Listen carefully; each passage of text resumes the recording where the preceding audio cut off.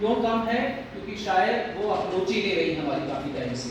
लेकिन अब कहा जा रहा है कि साहब टीचिंग लर्निंग तो ठीक है, उसके साथ साथ आप और क्या कर रहे हैं? अब रिसर्च किस चीज़ में?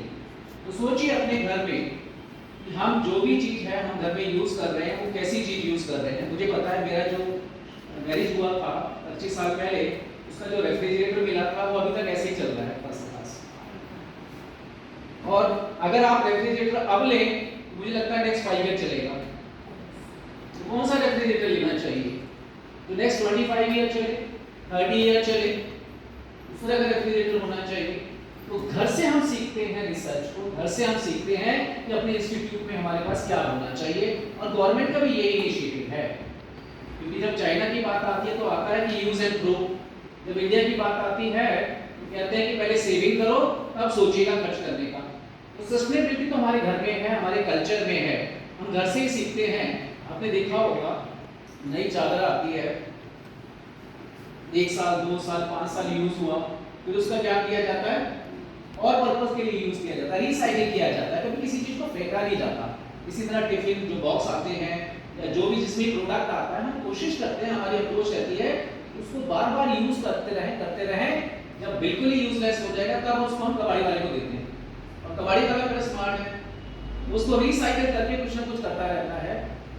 तो इसी चीज को जो घर से हमारे कल्चर में है, हमारे समाज में है, हमारी कम्युनिटी में है, हमारी सोसाइटी में है, इसको इंस्टीट्यूट लेवल पर कैसे लेकर आया जाए, यही ग्रीन प्रैक्टिस है। सिंपल भाषा, सिंपल वर्ड्स में। और हम सब पता है वो ग्रीन क्या चीज होती है, ऐसी क्या चीज है जो सस्टेनेबल हो जाए, लॉन्ग टर्म तक हो जाए। तो आइए कुछ बात करते हैं कि जो हमें मैंडेट मिला है यूनिवर्सिटीज कॉलेजेस को, कि वो मैंडेट क्या है और वो मैंडेट क्यों है। तो हम सबको एक अच्छा लगता है कि जब हम कोई पढ़ा रहे हैं, लर्निंग हो रही है, वो आउटकम कैसे दिखता है, आउटपुट कैसे दिखता है टीचिंग लर्निंग का। टीचर्स के लिए एपीआई स्कोर, मार्क्स, स्टूडेंट के लिए ग्रेड एंड मार्क्स, ठीक है। तो नैक ने कहा कि भाई हम भी तो आपका आउटपुट दिखना चाहते हैं, और वो किसमें होगा? A++ ग्रेडिंग करके। अब ग्रेडिंग के लिए कुछ उन्होंने क्राइटेरिया बनाए हैं, उसमें से एक क्राइटेरिया ये वाला है जो हम आपको दिखाने जा रहे हैं।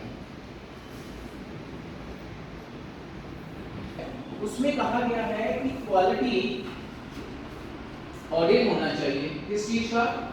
एनवायरनमेंट का, हाँ जी, और किस चीज का? एनर्जी का। कि जो आपका इंस्टीट्यूट है वो एनर्जी को किस तरह ले रहा है, ठीक है, और उसके साथ साथ जो एनवायरनमेंट है उसको कैसे सस्टेनेबल बना रहा है या उसको प्रोटेक्ट कर रहा है। तो आप कहते सर हम टीचर हैं, हमारा इसमें कोई डायरेक्ट लिंक तो है ही नहीं, हाँ। लेकिन इसके सबसे इम्पोर्टेंट क्या है, देखिए अगर हम CSR की बात करें, कॉर्पोरेट सोशल रिस्पांसिबिलिटी, सबको पता है क्या चीज है। और हमारे ही कंट्री में 2012 या 13 में एक्ट भी पास हुआ कि जिसकी इतनी इनकम होगी उसको 2% अपना स्पेंड करना है CSR में। अभी रिपोर्ट आई गवर्नमेंट की, उसमें बताया गया कि कुछ ने तो खर्च ही नहीं करा, उनको पता ही नहीं खर्च कहाँ पर करना है। तो रिकमेंडेशन आई कि जब तक अपने ऑफिस में, अपने ऑर्गेनाइजेशन में आप कल्चर डेवलप नहीं करोगे किसी चीज का, उस चीज का कोई मायने नहीं। तो मैं रिक्वेस्ट करूंगा आप सबसे भी कि हम कहीं ना कहीं जो भी एक्टिविटीज होती हैं हमारे सराउंडिंग में, हमारे कम्युनिटी में, उससे हम लिंक हैं कि नहीं है। कोई भी प्रॉब्लम पड़ोसी के घर आएगी, एक दिन हमारे घर भी आई जाएगी अगर हमने इसको ध्यान नहीं दिया। तो आइए हम मिलकर इसको ध्यान देते हैं और अपने कल्चर में लेकर आते हैं क्या चीज? क्लीननेस, हाँ, क्लीन होना चाहिए पूरा एनवायरनमेंट, ठीक है। और जो भी हम कंज्यूम कर रहे हैं, ठीक है, हमारे कहा जाता है शास्त्रों में कि whatever gain you have it should not be at the cost of others. जो भी आपको प्रॉफिट हो रहा है दूसरे की कॉस्ट पर नहीं होना चाहिए, कुछ ऐसा करते हैं। तो वही चीज है हमारी इसके अंदर कि जब हम इंस्टीट्यूट लेवल पर देख रहे हैं तो इस तरह से हम एनवायरनमेंट को प्रोटेक्ट कर रहे हैं और एनर्जी का मिनिमम यूज कर रहे हैं। तो आप बताइए घर में कोई हम लोग कोई ऐसी चीज रखते हैं जिससे कि एनवायरनमेंट प्रोटेक्ट भी हो जाए और एनर्जी का कंजम्पशन कम से कम हो।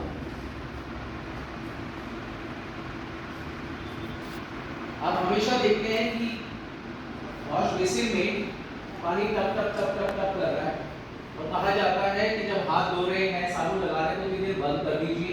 ये छोटी छोटी चीजें हमने ऑब्जर्व की होगी।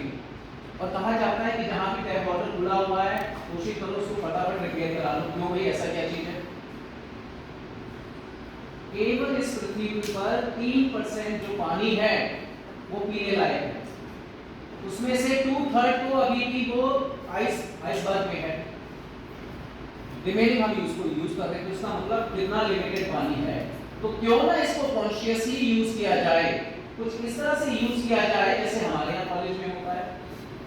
हमारे यहाँ कॉलेज में क्या होता है, ये उसका आपको आइडिया लगे कि जो हमारे यहाँ टीचर्स रहते हैं कॉलेज में, उनके जो अपार्टमेंट्स मिले हुए हैं, उनको उनका जो किचन का वाटर है, वो किचन का वाटर कहाँ आता है? जो हमारे यहाँ पेड़ पौधे हैं उनको पानी के लिए वो उसको यूज किया जाता है। तो वो वेस्ट बिल्कुल नहीं होगा। तो क्या हमारे इंस्टीट्यूट में भी कुछ ऐसा हो सकता है? तो सबसे पहले सबसे इंपॉर्टेंट क्या? Natural water. ठीक है, वाटर की शॉर्टेज तो है। अब नेट कहता है कि भाई सस्टेनेबल वाटर तो बाद में बनाओगे, पहले ड्रिंकिंग वाटर अवेलेबल है कि नहीं है आपके पास, उसकी मशीन है कि नहीं है, उसको क्लीन करना, मिनरल वाटर बनाना, आरओ करना, वो सारी मशीन है, ये बेसिक चीज है। उसके बाद सस्टेनेबिलिटी आएगी। ठीक है, तो ये एक एग्जांपल है, लेकिन हम वन बाय वन आप चलते हैं। तो ये क्योंकि मैंडेट मिला हुआ है हमें नेक्स्ट से, ये तो हमें करना ही है। कितना कर सकते हैं वो आज देखेंगे आपके साथ।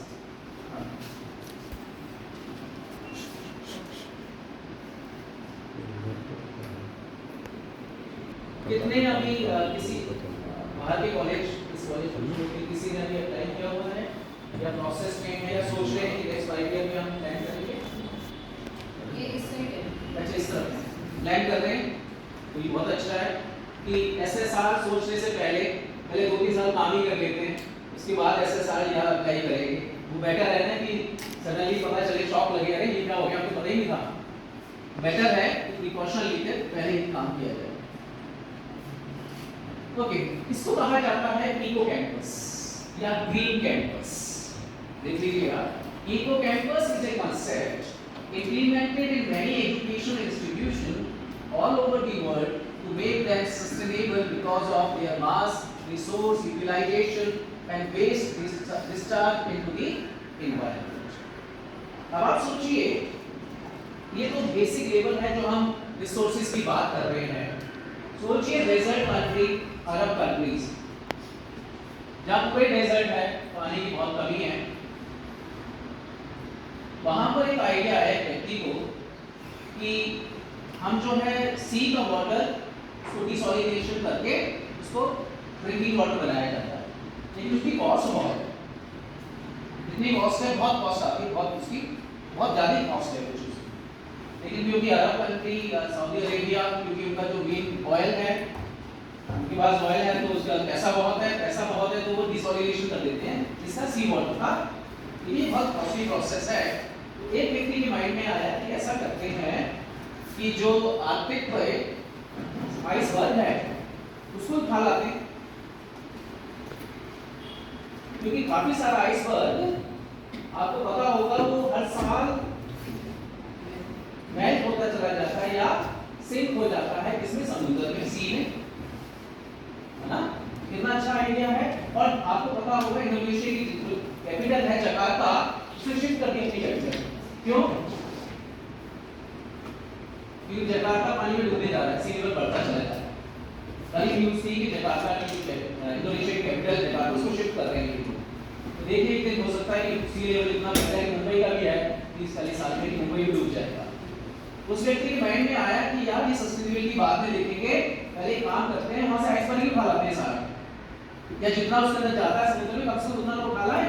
ये 40 साल पहले की अप्रोच है। सोचिए किसी व्यक्ति की इमेजिनेशन। तो जो मैं बताऊंगा वो तो हो ही रहा है, क्या आप उसके अलावा भी कुछ इमेजिन कर सकते हैं, सोच सकते हैं कि ऐसा भी हो सकता है? तो 40 साल पहले इस प्रोजेक्ट को यूएई में लॉन्च किया गया, लेकिन एक दिक्कत आ गई। दिक्कत क्या थी? कि वो टेक्नोलॉजी नहीं थी कि जिसके माध्यम से उसको उठा के लाया जाए यहाँ पर आर्कटिक से आइसबर्ग को। तो ये प्रोजेक्ट फेल हो गया। 2013 में दोबारा इस प्रोजेक्ट को लॉन्च किया गया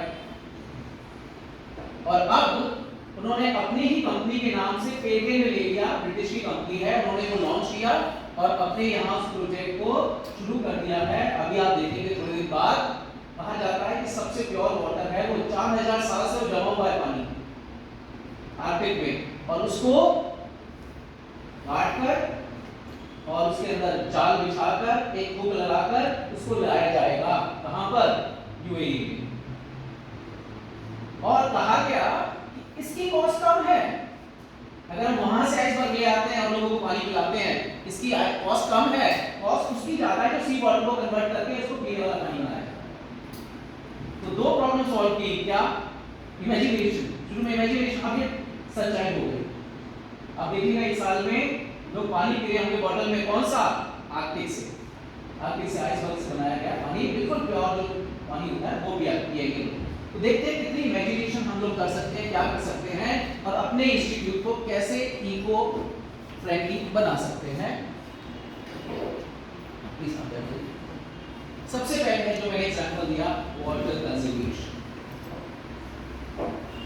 वाटर कंजर्वेशन में क्योंकि बहुत प्रीशियस है वाटर, बहुत प्रीशियस है, इतना प्रीशियस है कि हो सकता है जैसे मैंने बताया 3% वाटर भी पीने लायक है, उसमें से भी 2/3 तो हमारे लेक या आइसबर्ग में है, रिमेनिंग जो है हम उसको यूज कर पा रहे हैं।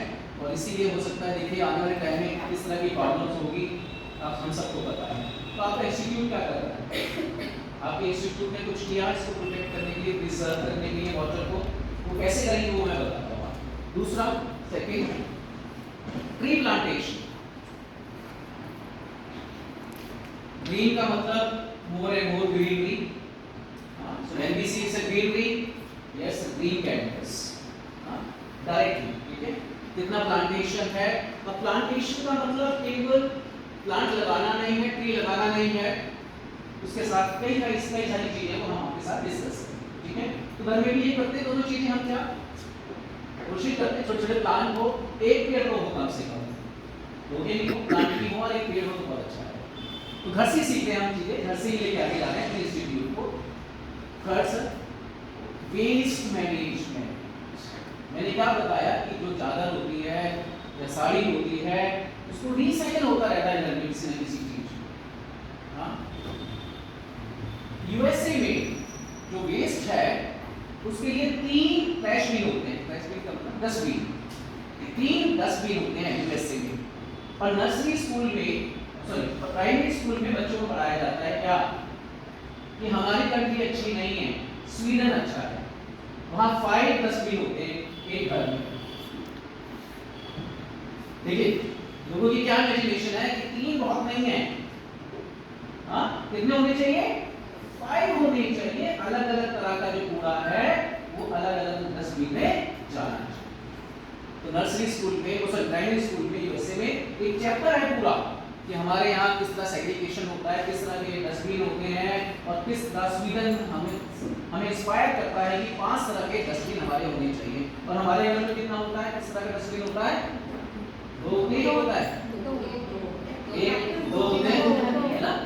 प्रैक्टिस नहीं कर रही, 2 तो कम से कम करो, 1 में मत डालो सारी चीजें, है ना। तो वेस्ट मैनेजमेंट केवल जो वेस्ट है वो नहीं, उसके अलावा जो भी आपको लगता है कि यह ज्यादा यूजफुल नहीं रहा, है ना, उसको रिसाइकिल करो। या क्या करें, जैसे कि कंपनी है, अब जो कोका कोला की जो कैन आती है, देखा होगा आपने, जो मित्तल ऑर्गेनाइजेशन है, मित्तल ग्रुप है इंडिया का, उसने एक साइन करा है MOU किसी कंट्री के साथ। और उन्होंने क्या कहा, जो पूरे वर्ल्ड में कैन यूज होती है, चाहे वाटर के लिए हो, चाहे सॉफ्ट ड्रिंक के लिए हो, किसी भी चीज के लिए हो, उसको वो कलेक्ट कर लेते हैं और उसको रिसाइकल करके जो ऑडी कंपनी है, आपने देखा कार कंपनी ऑडी, उसके जो व्हील है एलॉय व्हील उसी से बनते हैं। नहीं तो ट्रैश भी, उसको ट्रैश करते करते इतना सारा हो जाएगा ट्रैश कि क्या करें, अंबर लग जाएगा उसका। तो इससे बढ़िया है कि उसको रिसाइकिल करके हम लोग कुछ ना कुछ इस तरह करें। तो हमारे इंस्टीट्यूट में ऐसा कुछ है कि हम रिसाइकिल करके कुछ ऐसा कर सकें। जी मैं एग्जांपल दूंगा अपने इंस्टीट्यूट से, हमारे क्या क्या चीजें रिसाइकिल होती हैं। हमारे यहाँ सबसे बड़ी प्रॉब्लम है कि जब हम असाइनमेंट लेते हैं, आंसर शीट होती है, हाँ पेपर वर्क होता है, एक तो मिनिमाइज होना चाहिए, लिख लीजिए मिनिमाइजेशन ऑफ पेपर वर्क, तो वेस्ट कम होगा कि नहीं होगा, होगा ना वेस्ट कम। दूसरा, अब आंसर शीट को तो कर नहीं सकते, अभी कोई कोविड तो चल रहा है कि ओपन ऑनलाइन कर लो सब कुछ, फिजिकल फॉर्म पे है ना सब। अब इस वेस्ट को क्या किया जाए, ये तो वेस्ट है, तो कहा जाता है कि 1 साल के बाद तो आप उसको डंप कर सकते हो। डंप कहां करें ना, तो क्या आपके पास कोई एमओयू है, कोई इंडस्ट्री ऐसी है जो रिसाइकल करके आपको पेपर बना के दे दे वापस, हाँ? और छोटी छोटी चीजें आपने ऑफिस में देखा होगा कि आजकल लोग जो एकदम से प्रिंट हो गया उसको क्रॉस कर देते हैं, दूसरी साइड जो ब्लैंक है उसको यूज कर रहे हैं। तो अगर साल में 100 कॉपी यूज की तो आपने एक्चुअली फिजिकली कितनी की 50 copy, minimisation, minimum use of resources, ठीक है। तो ये छोटे छोटे एग्जांपल हैं, लेकिन अब आप आपका इंस्टीट्यूट क्या कर रहा है वो आपको देखना है। कुछ एग्जांपल हम आपको देंगे। नेक्स्ट क्या है, पेपरलेस वर्क, ठीक है, हो गया। Next, very good, alternative energy. जितनी भी एनर्जी हम यूज कर रहे हैं लाइट वगैरह के लिए और चीजों के लिए, उसका ऑल्टरनेटिव क्या है, हाँ? क्या हमने सोलर पावर का यूज किया, ठीक है, या हम कोई और टेक्निक लेकर आ रहे हैं जिससे कि चीजों का मिनिमम यूज हो और एनर्जी जो है उसका कंजम्पशन मिनिमम हो, और जिससे कि जो भी यूज हो रहा है वो सस्टेनेबल वे में हो। सस्टेनेबल का मतलब है कि 1 साल में कंज्यूम ना हो जाए, वो आगे अपने आप बनता भी ना है और वो यूज भी होता रहे, ऐसा ना कि खत्म करके बैठ जाए, ऐसा नहीं होना चाहिए। यही सस्टेनेबिलिटी। तो we have 5 points, water, green, waste, paperless and alternative energy. आपकी क्लास में लिखा होता है ना कि रूम छोड़ने से पहले स्विच ऑफ लाइट करते हैं, है ना। घर में भी हम यही करते हैं कि पंखे चले ना रह जाए, एसी चला ना रह जाए, या बड़ा गिल्ट फील होता है कि सर्दी में अपने गर्म पानी के लिए स्विच ऑन किया और वो गलती से ऑन रह गया, कितना गिल्ट फील होता है कि इतनी एनर्जी कंज्यूम हुई। हाँ, क्या ऐसे रिसोर्सेज हैं, क्या आपके पास ऑटोमेटिक सिस्टम है? आप 5 स्टार होटल में जाओ तो ऑटोमेटिक सिस्टम होता है, आपने देखा होगा डार्क है, लेकिन जैसे आपने पैर रखा पूरी लॉबी में लाइट जल जाती है। क्या ऐसा आपके इंस्टीट्यूट में भी होना चाहिए कि जैसे ही लगे कि हाँ क्लास का टाइम ओवर हो गया, विद 5 मिनट ऑफ हो जाए, हाँ? और ऑफ अगर कोई आना चाहता है जैसे ही वो एंटर हुआ ऑन हो जाए, ऐसा कोई सिस्टम है? हो सकता है कुछ ऑटोमेटिक एडवांस चीज आपने लगा ली हो अपने इंस्टीट्यूट में, कोई ज़्यादा बड़ी टेक्नोलॉजी नहीं है, बहुत बड़ी टेक्नोलॉजी नहीं है ये छोटी छोटी टेक्नोलॉजी। चलिए आगे चलते हैं। So need for green audit क्या जो है, मैंने पहले बताया, NAAC has made it mandatory that all higher education institutions should submit an annual green audit report. Moreover, it is part of social responsibility of the higher education institution to ensure that they contribute towards reduction of global warming through carbon footprint reduction resources. तो जैसे मैंने कहा, हम teacher केवल teaching करने के लिए नहीं, हम एक कॉन्शियस पर्सन है अब, हाँ, conscious towards what, environment, energy, water and all other resources. और एक इंस्टीट्यूट, ये इंस्टीट्यूट ही बनना चाहिए। आप विश्वास कीजिए, आप सब रोल मॉडल हैं, हम सब टीचर रोल मॉडल हैं, और हमारा लोगों में इतना ट्रस्ट है कि वो ब्लाइंड ट्रस्ट है टीचर के ऊपर, और दूसरा होता है डॉक्टर के ऊपर, ठीक है। और इसी को कहा जाता है प्लेसबो इफेक्ट। अगर कोई रिसर्च में हो, इसको कहा जाता है प्लेसबो इफेक्ट। क्या होता है 2 मिनट में बताता हूँ। अगर आप डॉक्टर के पास जाएं, सर बुखार है मुझे, और डॉक्टर आपको शुगर पिल दे दे, पैरासीटामोल ना देके शुगर पिल दे दे, कहा जाता है 60% केसेस में शुगर पिल भी काम कर जाती है, पता है आपको। और वही इफेक्ट क्लासरूम में भी है। डॉक्टर कैरोल ड्वेक हैं, उन्होंने यही कॉन्सेप्ट जो क्लिनिकल साइंस का है, साइंस का लेकर आए किसमें, हमारी क्लासरूम टीचिंग लर्निंग में।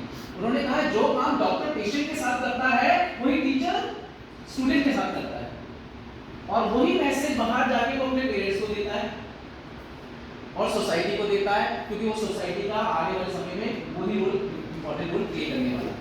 ठीक है, चलते हैं। कोई क्वेरी हो तो पूछ लीजिए। मैं एग्जांपल डाल देता हूँ जिससे आप बोल रहा हूँ ये बहुत बोरिंग जॉब है, ये जो है ना सारा नेक वाला इतना बोरिंग जॉब है कि मत पूछिए। इसमें मैं बीच में कोशिश कर रहा हूँ कि कुछ लेसो इफेक्ट लेकर आया जाए।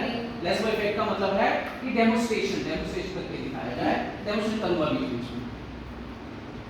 हाँ जी, क्या ऑब्जेक्टिव है?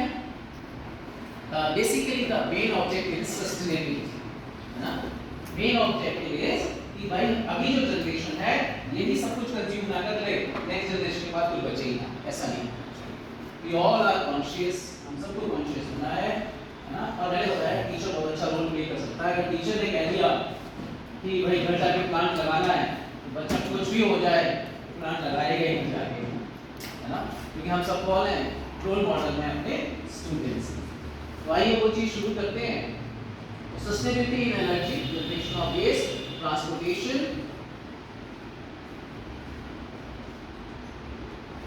purchase of goods, step, okay, पहला ऑब्जेक्टिव है सस्टेनेबिलिटी। दूसरा है एक बेसलाइन क्रिएट करना है, एक स्टैंडर्ड क्रिएट करना है, क्योंकि जो नैक के अंदर इंस्टीट्यूट हैं वो एक रोल मॉडल हो रहे हैं, उन्हीं को देखकर दूसरे जो इंस्टीट्यूशंस हैं वो भी बेसलाइन क्रिएट कर रहे हैं। बेसलाइन किस लिए? कि एनवायरनमेंट क्या होगा, एनवायरनमेंट वो होगा कि कल ही न्यूज़ थी राजस्थान में, नहीं केरला में सॉरी, कि वहाँ लोगों को टेम्परेचर फील हो रहा था 54 हो रहा था, एक्चुअली था नहीं, क्योंकि एक पॉइंट ऐसा आता है जहाँ डेप्थ ज़्यादा होती है तो टेम्परेचर की वजह से नहीं होती, वो होती है अगर टेम्परेचर का लेवल ह्यूमिडिटी यहाँ से मिल जाए तो वहाँ डेप्थ बहुत ज़्यादा हो जाती है। केवल आदमी आप कहो कि टेम्परेचर बढ़ गया उससे डेप्थ नहीं होती ज़्यादा, बहुत रेयर काम होती है, लेकिन अगर उसका मैच एक ह्यूमिडिटी लेवल से हो जाए तो हो सकता है कि पूरी सिटी में बहुत ज़्यादा डेप्थ हो जाए। तो यहाँ पर हम लोग क्या कर रहे हैं, इंस्टीट्यूशन का जो सेकंड ऑब्जेक्टिव है वो कहता है कि अपने यहाँ रोल मॉडल बेसलाइन क्रिएट करिए इस चीज़ की, इस तरह की नई चीज़ें हमने इनोवेट की, ये नई चीज़ें हम इमेजिनेशन किया और अपने यहाँ इम्प्लीमेंट किया। और वो यूनिक चीज़ें क्या हो सकती हैं वो भी मैं आपको एग्जाम्पल दूंगा। जैसे कि सोचिए आपके यहाँ बेस्ट प्रैक्टिस हो सकती है या आप प्रमोट कर सकते हो किसी चीज को, जैसे हमारे यहाँ वर्मी कंपोस्टिंग का कंसेप्ट लेकर आए हैं, जो खाद बनती है ना, उसकी कॉस्ट बहुत अच्छी है अगर वो वर्मी कंपोस्टिंग वाली खाद है, और उसके लिए बहुत स्पेस चाहिए, उसके लिए बहुत बड़ी चीज चाहिए नहीं। दूसरा कॉन्सेप्ट लेकर आए कि अगर हम पॉन्ड में मछली पालन करते हैं तो उस पॉन्ड का जो वाटर है उसको चेंज करना पड़ेगा थोड़े टाइम के बाद। अगर आप आर्टिफिशियल पॉन्ड बनाते हैं अपने यहाँ और उसमें मछली पालन करते हैं, मछली ग्रो करते हैं, तो उसके अंदर एक दिक्कत है कि उसका पानी आपको एक हफ्ते बाद चेंज करना पड़ेगा, पानी खराब होना शुरू हो जाता है, उसकी वजह से मछली मरने लग जाती है। हमारे इंस्टीट्यूट ने क्या कहा कि उसके अंदर एक केमिकल डाल देंगे जिससे कि वो पानी को, अगर क्लीन पानी हटाए वेस्ट हुआ पानी, उसमें वो केमिकल डाला वो पानी में चेंज करने की जरूरत नहीं है, बस इसमें ग्रो होती है। तो चीजें हमारे पास हैं, बहुत सारी ऐसी चीजें जो हमारे कंट्रोल में हैं, क्या वो आइडिया हम प्रपोज कर सकते हैं ना। तो आइए देखते हैं, बहुत सारे ऐसे आइडिया आएंगे बीच बीच में। तो दो चीज है, पहला सस्टेनेबिलिटी, दूसरा बेसलाइन क्रिएट करना। जो भी आप एनवायरनमेंट से रिलेटेड चीजें देख रहे हैं उससे रिलेटेड आप मिनिमम बेसलाइन को क्रिएट करो। जैसे वाटर का है, हो सकता है किसी इंस्टीट्यूट में पीने लायक ही पानी ना हो, टंकी की सफाई ना होती हो, या आपके पास जो वाटर क्लीनिंग की मशीन है वो ही ना हो। मिनिमम बेसलाइन क्या होगा, कंजम्पशन ड्रिंकिंग वाटर को हो, है ना। तो वो बेसलाइन हम क्रिएट कर रहे हैं। हम बता रहे थे आपको प्लेसबो इफेक्ट। उसी तरह जब हम सस्टेनेबिलिटी ग्रीन और वेस्ट मैनेजमेंट की बात करेंगे, हमारे यहाँ भी एमओयू साइन हुए बहुत सारे, और उसमें हमने क्या किया है, जैसे हमने बात करता है कि जो भी हमारे पास वेस्ट पेपर होता है, हाँ, तो वेस्ट पेपर को आंसर शीट हो गया, असाइनमेंट हो गए, और जो ऑफिस की और भी चीज़ें हैं जो वेस्ट हो गई हैं उसको वो ऑर्गेनाइजेशन वाले ले जाते हैं, प्रोसेस करके नया पेपर बना के फ्री में हमें दे देते हैं। कितना बड़ा आपने अच्छा किया और उससे फायदा। और क्या आप पेपरलेस नहीं कर सकते अपने ऑर्गेनाइजेशन। मैंने तो आपको एग्जाम्पल, हाँ जी, नहीं कोड है तो हम होता नहीं ना, और चीजें ऐसे सकते हैं, इट शुड बी रिकॉर्ड। भाई पेपर क्या होता था, रिकॉर्ड में होता था, डॉक्यूमेंट होता था। अब ऑनलाइन डॉक्यूमेंट है, इसको रिकॉर्ड में हो रहा है तो ये डॉक्यूमेंट हो गया। आप मीटिंग करते हैं, सेव कर लेते हैं, नहीं क्लाउड में इसमें लिंक तो कैसे करते हैं ना, लेकिन उसकी सिस्टम कैसे क्रिएट करोगे आप? क्लाउड तो स्टोर है ना वो आपका, सिस्टम कैसे कर करोगे बताओ? हां नहीं गूगल ड्राइव तो उसमें से रिकॉर्डिंग के लिए है ना, लेकिन ईआरपी कैसे क्रिएट करोगे वो पूछ रहा हूं आपसे। हमारे एक साइंस के टीचर है, उन्होंने ये आइडिया दिया कि कुछ छोड़ो ईआरपी को, गूगल फॉर्म होता है, फ्री का है, जो इवेंट जो एक्टिविटी होती है आपकी उसमें सब कुछ आता है, डेट वगैरह सब कुछ आ जाता है, ऑटोमेटिक अपडेट होता रहता है। लेकिन तो क्रिएट करना है एक्चुअली ईआरपी है। जो भी एक्टिविटी, जो भी कम्युनिकेशन आपने करना है, चाहे एम्प्लॉय से करना है, चाहे वर्कर से करना है, चाहे स्टूडेंट से करना है, किसी से भी करना है, अगर आपने इसका यूज कर लिया गूगल फॉर्म का, ये सबसे बड़ा ईआरपी है, आपका रिकॉर्ड में रहेगा। हाँ जी जी जी, हर एक्टिविटीज के लिए पेपरलेस आपने कर दिया, जी कर दिया कि नहीं कर दिया? ये छोटी छोटी चीजें हैं और कौन कर सकता है? हम सब। कैसे कर सकते हैं? जब इस तरह की वर्कशॉप हो, जब दूसरी जगह जाएं, उनको सुने, आपस में इंटरेक्ट हो, कोलैबोरेशन हो, और एक इसमें सबसे इंपॉर्टेंट पॉइंट आएगा जो हम बात करेंगे, वो कहते हैं शेयरिंग द रिसोर्सेज। हमारे इंस्टीट्यूट में हम नेशनल एजुकेशन पॉलिसी 2020 के सारे कोर्सेज ऑफर कर ही नहीं सकते, रिसोर्सेज नहीं है, टीचर नहीं है। तो हमारे यहाँ सेट स्किल बेस्ड जो कोर्सेज हैं उनके सेंटर बने हैं अलग अलग। हमारे यहाँ हमारे पास स्पेशलाइजेशन किस चीज का है? बिजनेस एनालिटिक्स का है, तो हमने बिजनेस एनालिटिक्स कोर्स ऑफर कर दिया। हमारे आसपास के 10-15 कॉलेज हैं, उनके स्टूडेंट हमारे यहाँ पढ़ने आएंगे उसी सब्जेक्ट में। यहाँ मुझे नहीं लगता पॉसिबल होगा या नहीं होगा, लेकिन ये होना है।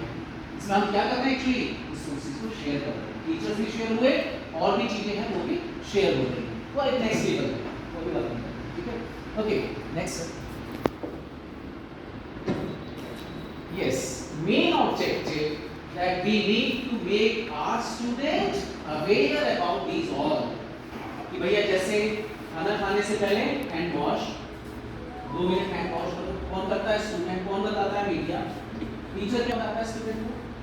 हम लोग इधर नाम लगाना है, या कई इंस्टीट्यूट हमारे यहाँ क्या कर रहे हैं, जो भी गेस्ट आता है उसके नाम का ट्री लगाते हैं और एक बच्चे को कहते हैं तुम इसको अडॉप्ट करो, जब तक 3 साल आप हो इस ट्री की आपने देखभाल करनी। और कितना बड़ा एसेट है, जो बच्चा 10 साल 20 साल एज ए एलम आएगा, 50 साल बाद ही वापस आएगा, तो ट्री को देखेगा कि आज मैं पता था जब मैंने ट्री लगाया। तो आपने क्या मैसेज दिया? आपने उसके जीवन में उस एक इंपॉर्टेंट वेरिएबल लेकर आए, और वो वेरिएबल क्या है? उसकी सोच, इसके प्रति ना, कितनी बड़ी सोच है, कितना बड़ा चेंज है, ट्रांसफॉर्मेशन है। Okay, creating awareness among student and staff concerning real issue of environment and sustainability. तो ये वही है, जब तक कल्चर इवॉल्व नहीं होगा आपके इंस्टीट्यूट में, ना तो सीएसआर का फायदा है, ना नेक का फायदा, ना ग्रीन प्रैक्टिसेस का। तो ये तो आपका कल्चर में हमें लेकर आना पड़ेगा। इस तरह नहीं देखिए ये पॉलिसी है तो इसको इंप्लीमेंट कर दो ना, इसको एक डिपार्टमेंट बना दो ना, 2 टीचर को इसकी रिस्पांसिबिलिटी दे दो ना, ऐसे नहीं होगा। तो हम सबकी रिस्पांसिबिलिटी। जी सर। ओके, जो भी आपने काम किया, अब सबसे मुश्किल काम, हम बहुत सारी चीजें करते हैं लेकिन उसका क्रेडिट नहीं लेते हैं। लेते थे क्या? अब क्रेडिट कैसे लेना है? उसका डॉक्यूमेंटेशन। नेट कहता है, यूजीसी कहता है कि आप काम तो बहुत सारे करते हो, लेकिन उसका प्रूफ क्या है? आप कहते हैं आउटकम है, आउटकम नहीं, उसका आउटपुट दिखाओ। Output in terms of number, report, documentation, pictures, है ना? जो भी आपने फाइल बनाई वो रिकॉर्ड में आपके पास होनी चाहिए कि पिछले 5 साल में आपने क्या क्या चीजें की, उसके रिकॉर्ड्स किस फॉर्म में हैं, और वो फॉर्म होनी चाहिए प्रॉपर फॉर्म। तो प्रॉपर फॉर्म क्या होगी? सबसे पहले नोटिस। आपने नोटिस दिया कि नहीं दिया? रिमेंबर, ठीक है? नोटिस में क्या होना चाहिए? डेट, इवेंट, टाइम, एक्टिविटी, नहीं होती, किसके लिए है, कौन ऑर्गेनाइज कर रहा है, टाइम क्या है, डे क्या है, एक नोटिस हुआ। फिर जो इवेंट आपने ऑर्गेनाइज किया उसकी रिपोर्ट, कितने लोग उससे इफेक्टेड हुए, कितने लोग उसमें प्रेजेंट हुए, कौन लोग थे उसमें जिसको बेनिफिट हुआ, क्या अवेयरनेस कॉन्सेप्ट था और क्या कॉन्सेप्ट आपने डिस्कस किया, उसकी रिपोर्ट। और कोशिश करें कि हम इन सारी जो डॉक्यूमेंटेशन हो रहा है, गूगल नंबर 1 क्यों है? Google share information with rest of the world. हमने भी क्या करना है, जो इवेंट एक्टिविटी जो पार्टिसिपेशन हुआ उसको अपनी वेबसाइट पे डालना है लोगों के लिए। देखिए हमने कितना सारा किया, डॉक्यूमेंटेशन भी हुआ और लोगों को इंफॉर्मेशन भी। तो यही है, जो भी बेसलाइन में आप काम कर रहे हैं, जो भी इंफॉर्मेशन, जो भी डाटा आपने कलेक्ट किया, और ये चीजें क्या बन जाएंगी, good practice of your institution. कौन कौन सी गुड प्रैक्टिस है? सबसे पहली गुड प्रैक्टिस हमने आगे में नोटिस डाला कि हमारे यहाँ टी प्लांटेशन का एक डे है, पर्टिकुलर डे, ठीक है, इन अ मंथ, इसमें 5 बच्चे 10 बच्चे ट्री प्लांटेशन करेंगे, ऐसे वो प्लांट लेकर आएंगे और यहाँ पर उसको ग्रो करेंगे, ठीक है। तो वो इवेंट क्या है, ठीक है, उसके डॉक्यूमेंटेशन हम सबके पास होना चाहिए और उसको हमने कहाँ अपलोड करना है, वेबसाइट, ठीक है। चलिए नेक्स्ट आइए, मेथोडोलॉजी क्या है देखते हैं। मेथोडोलॉजी हम सब करते हैं या नहीं करते वो आप देखिएगा। चलिए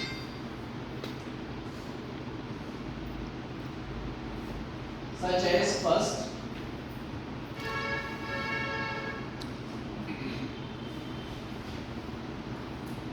अगर हम कोई आगे भी क्वेश्चन है कहाँ बनता है, गूगल फॉर्म में, इसके लिए जो उसके बेनिफिशियरी हैं, सबसे पहले हमारे स्टूडेंट होते हैं, है ना, उनसे पूछते हैं कि आपको अवेयरनेस है, ये काम क्यों किया आपने, आपका बहुत अच्छा हो रहा है, तो स्टूडेंट से पूछा कि इसे और इम्प्रूव कैसे किया जाए। इसमें जितने भी आपके स्टेक होल्डर्स हैं, प्लीज ये नोट कर लीजिए, whosoever is your stakeholder, be in touch with them and collect their opinion, their perception towards that particular event। हो सकता है कोई आपका स्टूडेंट ऐसा यूनिक आइडिया लेकर आ जाए, हो सकता है आपका स्टेक होल्डर, हाँ, स्टेक होल्डर का मतलब employees, teacher, student, librarian, trust, ये नहीं है, आप विश्वास नहीं करें, बैंकिंग टीम आई ना हमारे यहाँ, हमारे मेट्रो स्टेशन से हमारे कॉलेज तक वो चलते हैं बैटरी रिक्शा, बैटरी रिक्शा वाले से पूछा जो केम कॉलेज के बारे में पता है, उसके स्टूडेंट कैसे, और आपसे पूछिए, अगर उस कॉलेज की इमेज किसी वजह से खराब हुई होगी तो उसको भी पता होगा रिक्शे वाले को, तो आसपास जो कम्युनिटी है वो भी आपके स्टेक होल्डर है, तो उससे भी आप आइडिया ले सकते हैं कि साहब इसमें ऐसा क्या इम्प्रूव कर सकते हैं, अगर आपकी एक्सेसिबिलिटी है उनसे, चलिए हम लोगों के लिए होगी। इसीलिए एक नई चीज है आउटरीच प्रोग्राम। आउटरीच प्रोग्राम में आपने क्या करना है, जो लोकल कम्युनिटी है आपके इंस्टीट्यूट के आसपास, सोसाइटी है, विलेज है, उन्नत भारत अभियान आपको 50,000 रुपए देता है इस चीज का 5 गांव को अडॉप्ट करने का, ले लीजिए आप, ये स्कीम है आईआईटी के द्वारा, क्या दिक्कत है, आपके तो है यहाँ आसपास, यदि 5 गांव को अडॉप्ट कर लीजिए और वो सर्वे करवाता है, सर्वे कर लीजिए इस गांव में क्या क्या है, क्या क्या प्रॉब्लम्स हैं, और हो सकता है वो आपको हेल्प करने किसी चीज में। हमने क्या किया होगा अपने कॉलेज में, बताता हूँ, अभी सी बात है, मतलब वंस हमारे कॉलेज के पीछे गांव है, उस गांव का नाम चंद्रा है, तो ऑन द वन साइड जो स्टूडेंट हैं वो और टीचर्स हैं, they belong to high educational institutions, they are known as, I should not say, elite class. On the other side slum area Chandrawal, तो दोनों में कांटे की टक्कर रहती है, वो बहाना ढूंढते थे कि किस तरह से इनकी इमेज खराब की जाए, हम बहाना ढूंढते थे किस तरह इनको स्टॉप किया जाए कि इधर ना आ जाए, इस एरिया में ना आ जाए, तो एक टसल रहता था बीच में। आप सोचिए कि लोकल कम्युनिटी के बिना आप सर्वाइव नहीं कर सकते और आपके बिना वो सर्वाइव नहीं कर सकते, क्योंकि हमारी कैंटीन, क्लीनिंग, कॉलेज की वॉशरूम सारा बंद रहेगा, आप लोग करेंगे, तो हमें तो मिलके रहना है या एक दूसरे के अगेंस्ट रहना है, टसल में रहना है, मिलके रहना है। आप सोचिए सोल्यूशन क्या है, कई सालों से ये टसल चला आ रहा था, कुछ ना कुछ वो तोड़ जाते थे कॉलेज में, कुछ ना कुछ ऐसा चलता रहता था, सोल्यूशन क्या करें, कैसे करें, और वो सोल्यूशन आया हमारे स्टूडेंट के द्वारा, हमने क्वेश्चनर करवाया कि ये सबसे बड़ी प्रॉब्लम है कि जो पीछे गंदा एरिया है उसके लोग इस तरह हैं कि वो कुछ ना कुछ क्रिएट करते रहते हैं प्रॉब्लम कॉलेज में। सोचिए क्या है, एक स्टूडेंट आ रहा है सर, देखिए वो जो बच्चे हैं वहाँ जिंदाबाद विलेज में, वो स्कूल तो जाते हैं लेकिन उनको कोई ट्यूशन नहीं पढ़ाता, कोई गरीब बच्चे। और हमारे यहाँ 3 बजे के बाद क्लासेस होती नहीं है, और 3 बजे के बाद हम फ्री हैं। कौन? जो कॉलेज में पढ़ता है बच्चा। वो कहता है कि सर ऐसा नहीं कर सकते, we have kind of social responsibility without involving money into it. वैसे जरूरत नहीं है, हम उनको फ्री में पढ़ाएंगे। इनको चंदा दल के जो लोग हैं, गरीब बच्चे हैं, उनको करीब 800 बच्चा डेली 4 बजे से 6 बजे तक हमारे कॉलेज में आता है। वो बच्चा जिसको आज तक कभी सोचा नहीं था कि कॉलेज में जाएगा, प्राइमरी एजुकेशन में, सेकेंडरी एजुकेशन में पढ़ाता कौन है? हमारे स्टूडेंट जो कॉलेज में पढ़ते हैं। अब जो गरीब लोग थे, जो अगेंस्ट थे कॉलेज के, तो उनको पता चला कि हमारे बच्चे ट्यूशन पढ़ने जाते हैं कॉलेज में, उनका जो परसेप्शन था चेंज हो गया। हमने केवल उनको पढ़ाया नहीं, हमें पता था उनके 2-3 प्रॉब्लम्स हैं। क्या? कपड़े, गरीब बच्चे कपड़े कौन देगा, और दूसरा नाश्ता, ब्रेकफास्ट ऐसा। हमारे बच्चों ने, कि हमारे बच्चे अच्छे फैमिली से आते हैं सब लोग, उन्होंने सारा चीज स्पॉन्सर किया कि पढ़ाएंगे भी, उनको कपड़े भी देंगे और उनको शाम को नाश्ता भी हम देंगे। अब आप सोचिए, जो 20-25 साल 30 साल से कहानी चली आ रही थी, वो सडनली चेंज हो गई। ना हम रिच रहे, ना वो पुअर रहे, ना हम पुअर रहे, ना वो रिच, दोनों मिक्स हो गए। अब परसेप्शन क्या होगा हमारा उनके प्रति और उनका हमारे प्रति? सोचिए जरा, है ना मैजिक? आइडिया कहां से आया? छोटा सा आइडिया है स्टूडेंट से। तो इसलिए ये इंपॉर्टेंट है कि जो भी आप मेथोडोलॉजी अडॉप्ट कर रहे हो, फर्स्ट मेथोडोलॉजी स्टेप होना चाहिए रिसर्च, कि भाई आप लोग क्या समझते हैं इस बारे में। उससे तक शुरू में इन्फ्लुएंस होता है, एंटी इन्फ्लुएंस कहते हैं ना टीचर का, तो क्या सब ठीक है, सब ठीक है, सब ठीक है। कल एक गोल्ड स्टडी में बैठा हुआ था मैं, उसमें सब ये आता, सब ठीक है, सब ठीक है, सब ठीक है, तो बिल्कुल गलत है, ऐसा हो नहीं सकता। हमने कुछ नहीं गलत पूछे, ठीक है। चलिए next, second, please invite your stakeholders to your institution and let them check physically। भाई जो हमारे हमने प्रपोज किया है ये लिमिटेशन है और ये हम करते हैं, आपने देखा होगा, गेस्ट को बुलाते हैं, दूसरे लोगों को बुलाते हैं, सिलेक्शन के लिए बुलाते हैं, सर ये हमारी लिमिटेशन है, क्या इसमें इंक्लूड हो सकता है? तो कई बार वो लोग भी आपको आइडिया दे जाते हैं, तो फिजिकली आप चेक करें, ठीक है। Third point, observation, word, review of documentation. किसके डॉक्यूमेंट?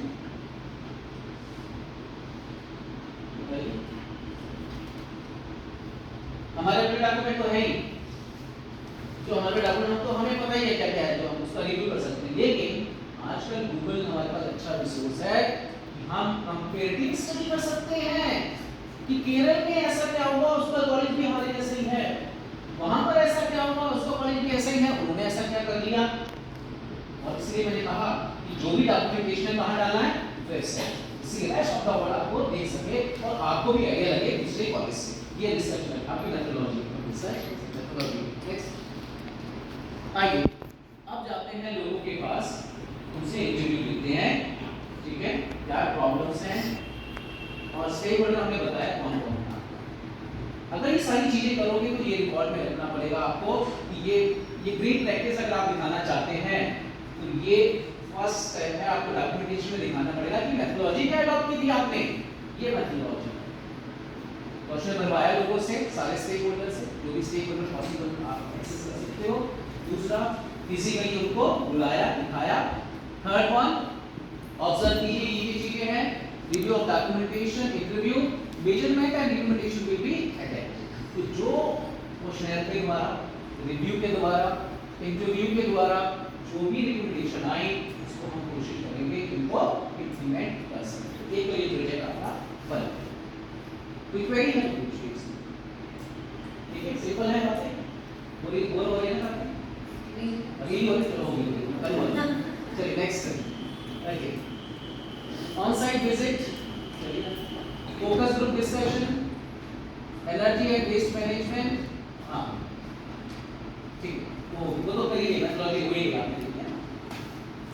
अब आते हैं वाटर कंजर्वेशन।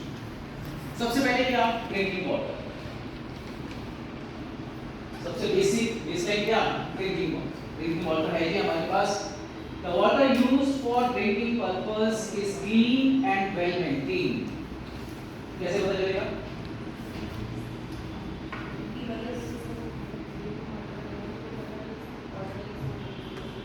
हाँ, लेकिन मेजरमेंट आता है ना उसका। हम अगर कलरलेस बताएंगे तो कहेंगे बायस हैं, अपने ऑफिस से अपनी सर्कुलर में बताते हैं, बेटर होगा कि हम उसको चेक करें।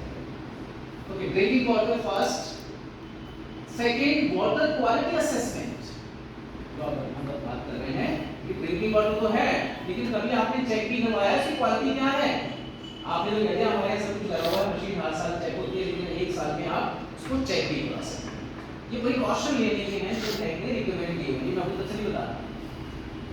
ठीक है, तो फर्स्ट ड्रिंकिंग वाटर, उसमें आरओ लगा हुआ है कि नहीं लगा हुआ, और ग्राउंड फ्लोर पे ही है, फर्स्ट और सेकंड पे नहीं है, वो दिक्कत वाली बात है। देख लीजिए, नोट कर लीजिए ये पॉइंट्स, अगर आप कर सकें अपने इंस्टीट्यूट में कि हाँ आरओ वाटर है और हर फ्लोर पर उसकी एक्सेसिबिलिटी है। ठीक है, सेकंड हम उसको चेक कैसे करेंगे क्वालिटी को? Water quality assessment. Water sample from the college were collected. ये भी डॉक्यूमेंटेशन होना चाहिए कि भाई randomly we check the quality of water. ठीक है, उसका सैंपल लिया, analyse for its quality parameter. The major parameter analysed include colour, जो मैंने बता रहे थे, odour, dissolved oxygen, acidity, alkaline, chloride, hardness, pH level। ना मैंने बहुत कुछ काम करवा दिया आप लोगों के लिए। तो जब आप टेस्ट कराएं तो ये नोट कर लीजिए कि भाई ये सारी चीजें हमने अपने वाटर में चेक की। नॉट डिफिकल्ट काम है इंस्टीट्यूट रन करना, कितना डिफिकल्ट काम है प्रिंसिपल मैडम का है, ये भी काम करवाना है क्योंकि नेट को हमने। लेकिन अगर एक ही व्यक्ति सोचेगा प्रिंसिपल ही इसको कंसर्न होगा तो शायद वर्क नहीं हो पाएगा। मुझे लगता है इसको तो हम सबको जब भी लगे अरे लगता है पानी का टेस्ट खराब हो गया कुछ, क्योंकि तो सभी है ना, स्टेक होल्डर तो सभी हैं। तो अगर हम कल्चर डेवलप कर पाए, इन्वॉल्व कर पाए कल्चर अपने ऑर्गेनाइजेशन में, तो शायद ऐसी चीजें हो सकती है। Okay,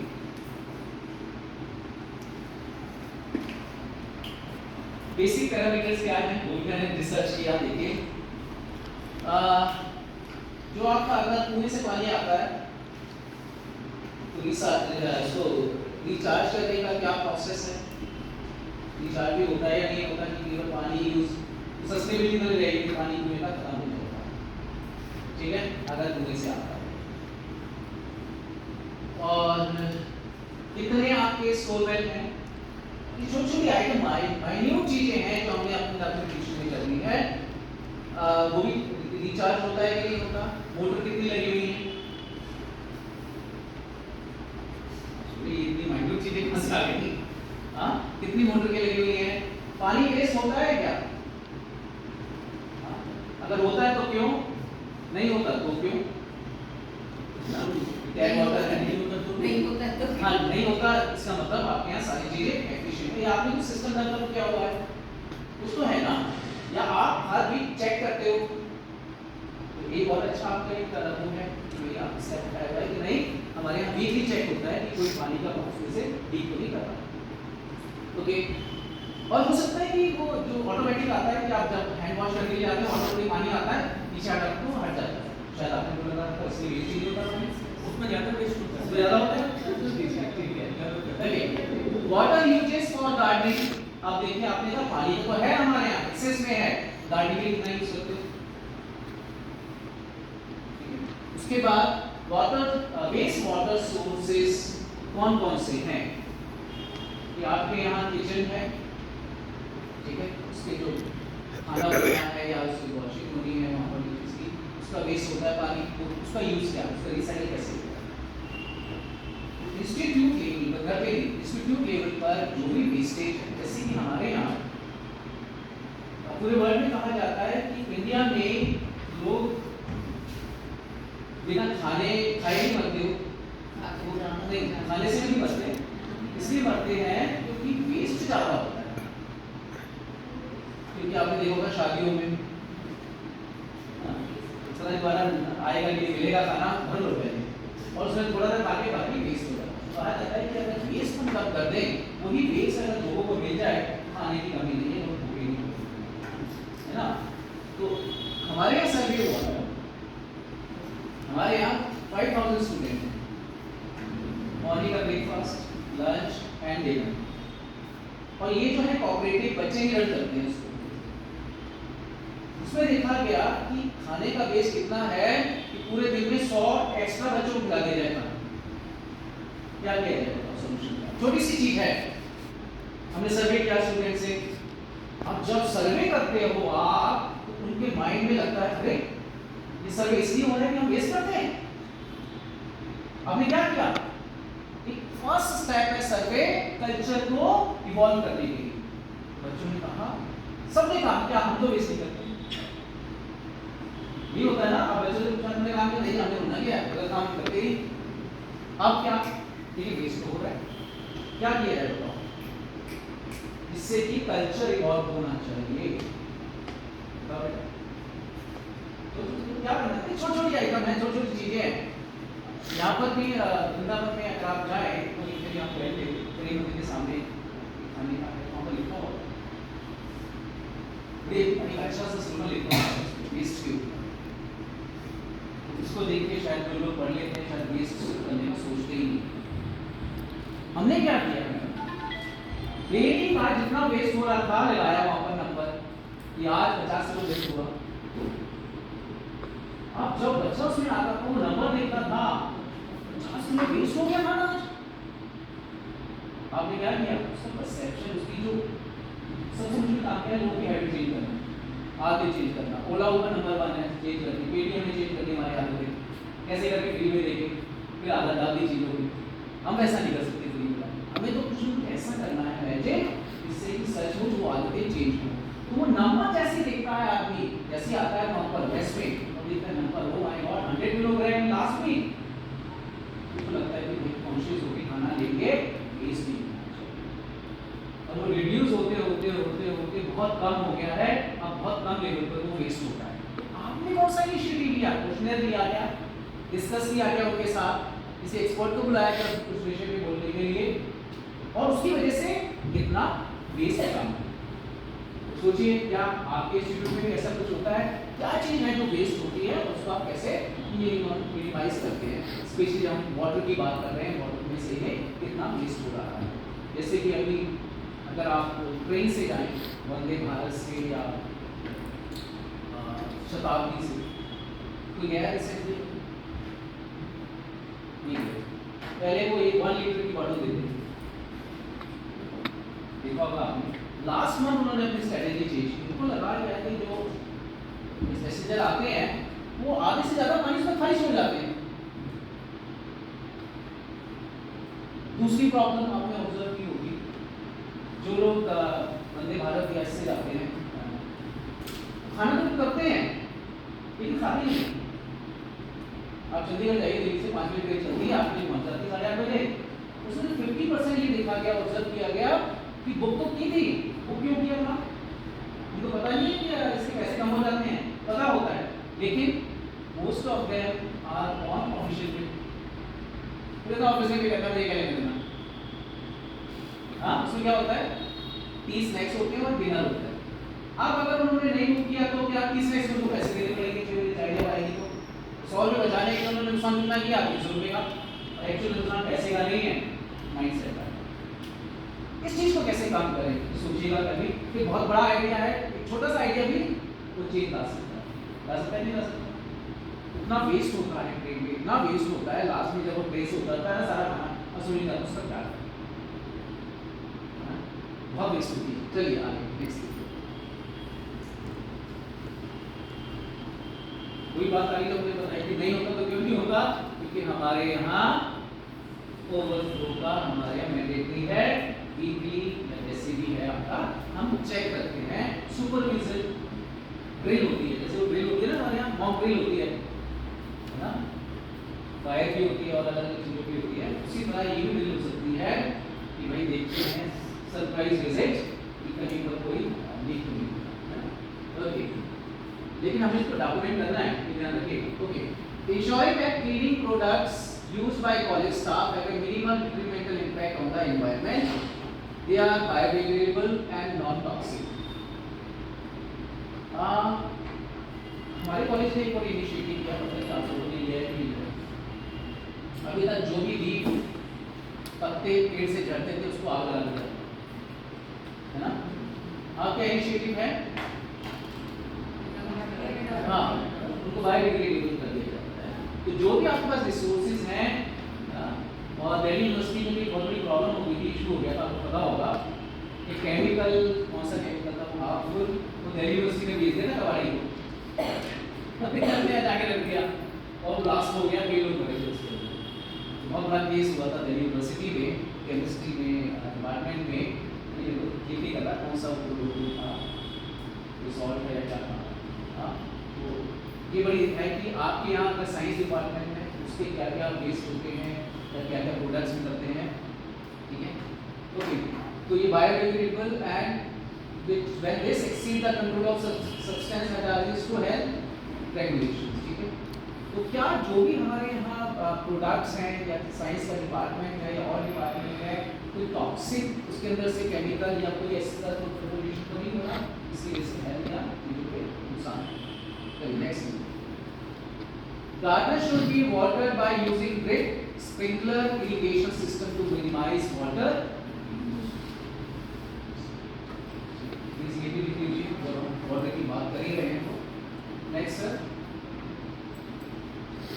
waste water treatment plant should be installed to recycle and reuse the water used for domestic purpose. जो भी वेस्ट वाटर है उसको रिसाइकिल करने के लिए क्या आपके पास प्लान है? मैं फोटो भी दिखा रहा, आपको मैं फोटो भी दी सभी चीज़ की ना, कि वो प्लान कैसे होता है, कैसे वो वर्क करता है, उसके लिए बहुत टाइम चाहिए, बहुत दिन चाहिए, इसलिए मैं ये बताइए आप फोटो दिखा रहा थोड़ा और।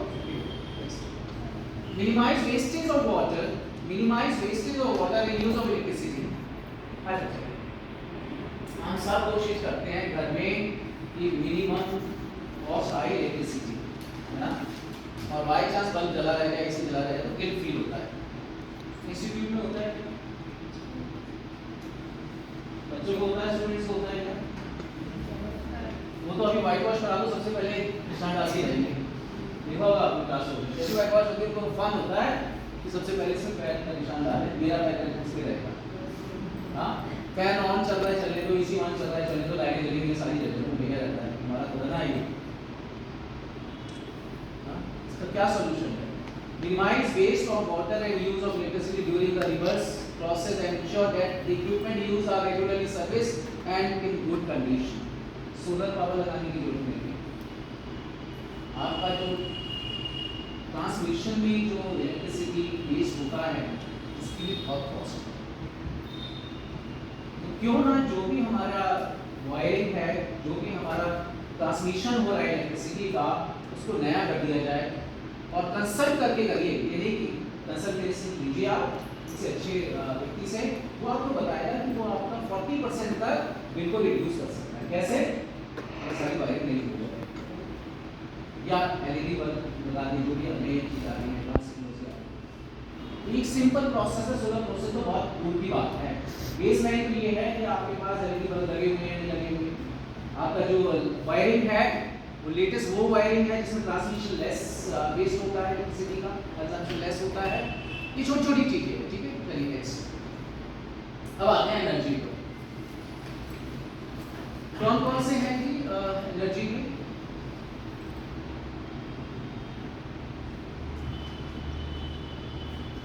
लाइट तो है ही, इलेक्ट्रिसिटी तो है ही हमारी,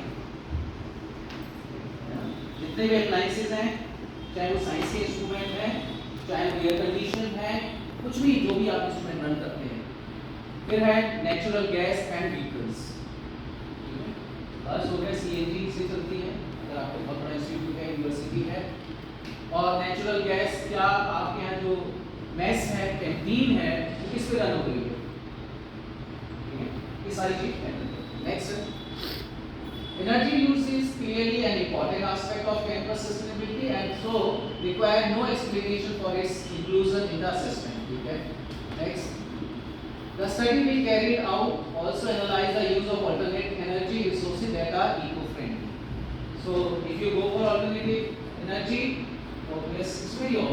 electricity is the solar power. हमारे यहाँ है ना सोलर पावर क्या है चल रहा है जी। घरों में तो आजकल लोग रूफ पर लगा ही रहे हैं, करीब 30% सब्सिडी मिलती है वो में घरों में आजकल। ये लोडिंग पर फंडिंग है नेक्स्ट अब आप कहेंगे सर ये तो हमारे आईडी का मतलब ही नहीं, लेकिन अगर मैस है कैंटीन है, क्योंकि यहाँ बायोगैस का तो अच्छा हो सकता है ना, ऑप्शन है हम लोगों के पास, है ना। Kitchen waste is used to generate thermal energy for cooking and heating. Second, the biogas produced from food waste, decomposable organic material and kitchen waste consisting of methane and a little amount of carbon dioxide is an alternative fuel of cooking gas। देखिए देखा जाए कहाँ solar power और कहाँ पे biodegradable, कहाँ सारी चीजें, तो हमारे डायमेंशन ये हमारी चीजें थी नहीं ना, लेकिन क्योंकि ये जो एक घर के लिए तो हो सकता है ये चीजें ना हो, लेकिन जहाँ कम्युनिटी हो, जहाँ इंस्टीट्यूट हो, उनको ये मैंडेटरी है। और ये अभी तो डिजायरेबल है, लेकिन हो सकता है नेक्स्ट 5 ईयर बाद ये mandatory. Next battery operated vehicle, ये तो हमारे पास नहीं है सर, लेकिन अगर आपकी सिटी में होता है ऐसा कुछ, जैसे मुझे लगता है कि शायद वृंदावन में हो गया है थोड़ा कि बैटरी ऑपरेटेड व्हीकल्स की टेम्पल के आसपास पर्टिकुलर एरिया में करते हैं ना। अगर आपका कैंपस ही बहुत बड़ा है तो वहाँ पर अगर आप दूसरे व्हीकल यूज कर रहे हैं पेट्रोल डीजल के, बेटर रुपये की इस तरह से आप बैटरी वाले ऑपरेट कर सकते हैं। ओके हाँ ठीक है। अब देखिए सबसे पहले इसमें क्या है, देख लीजिए इलेक्ट्रिसिटी लोड कितना है, उसमें से सोलर पावर,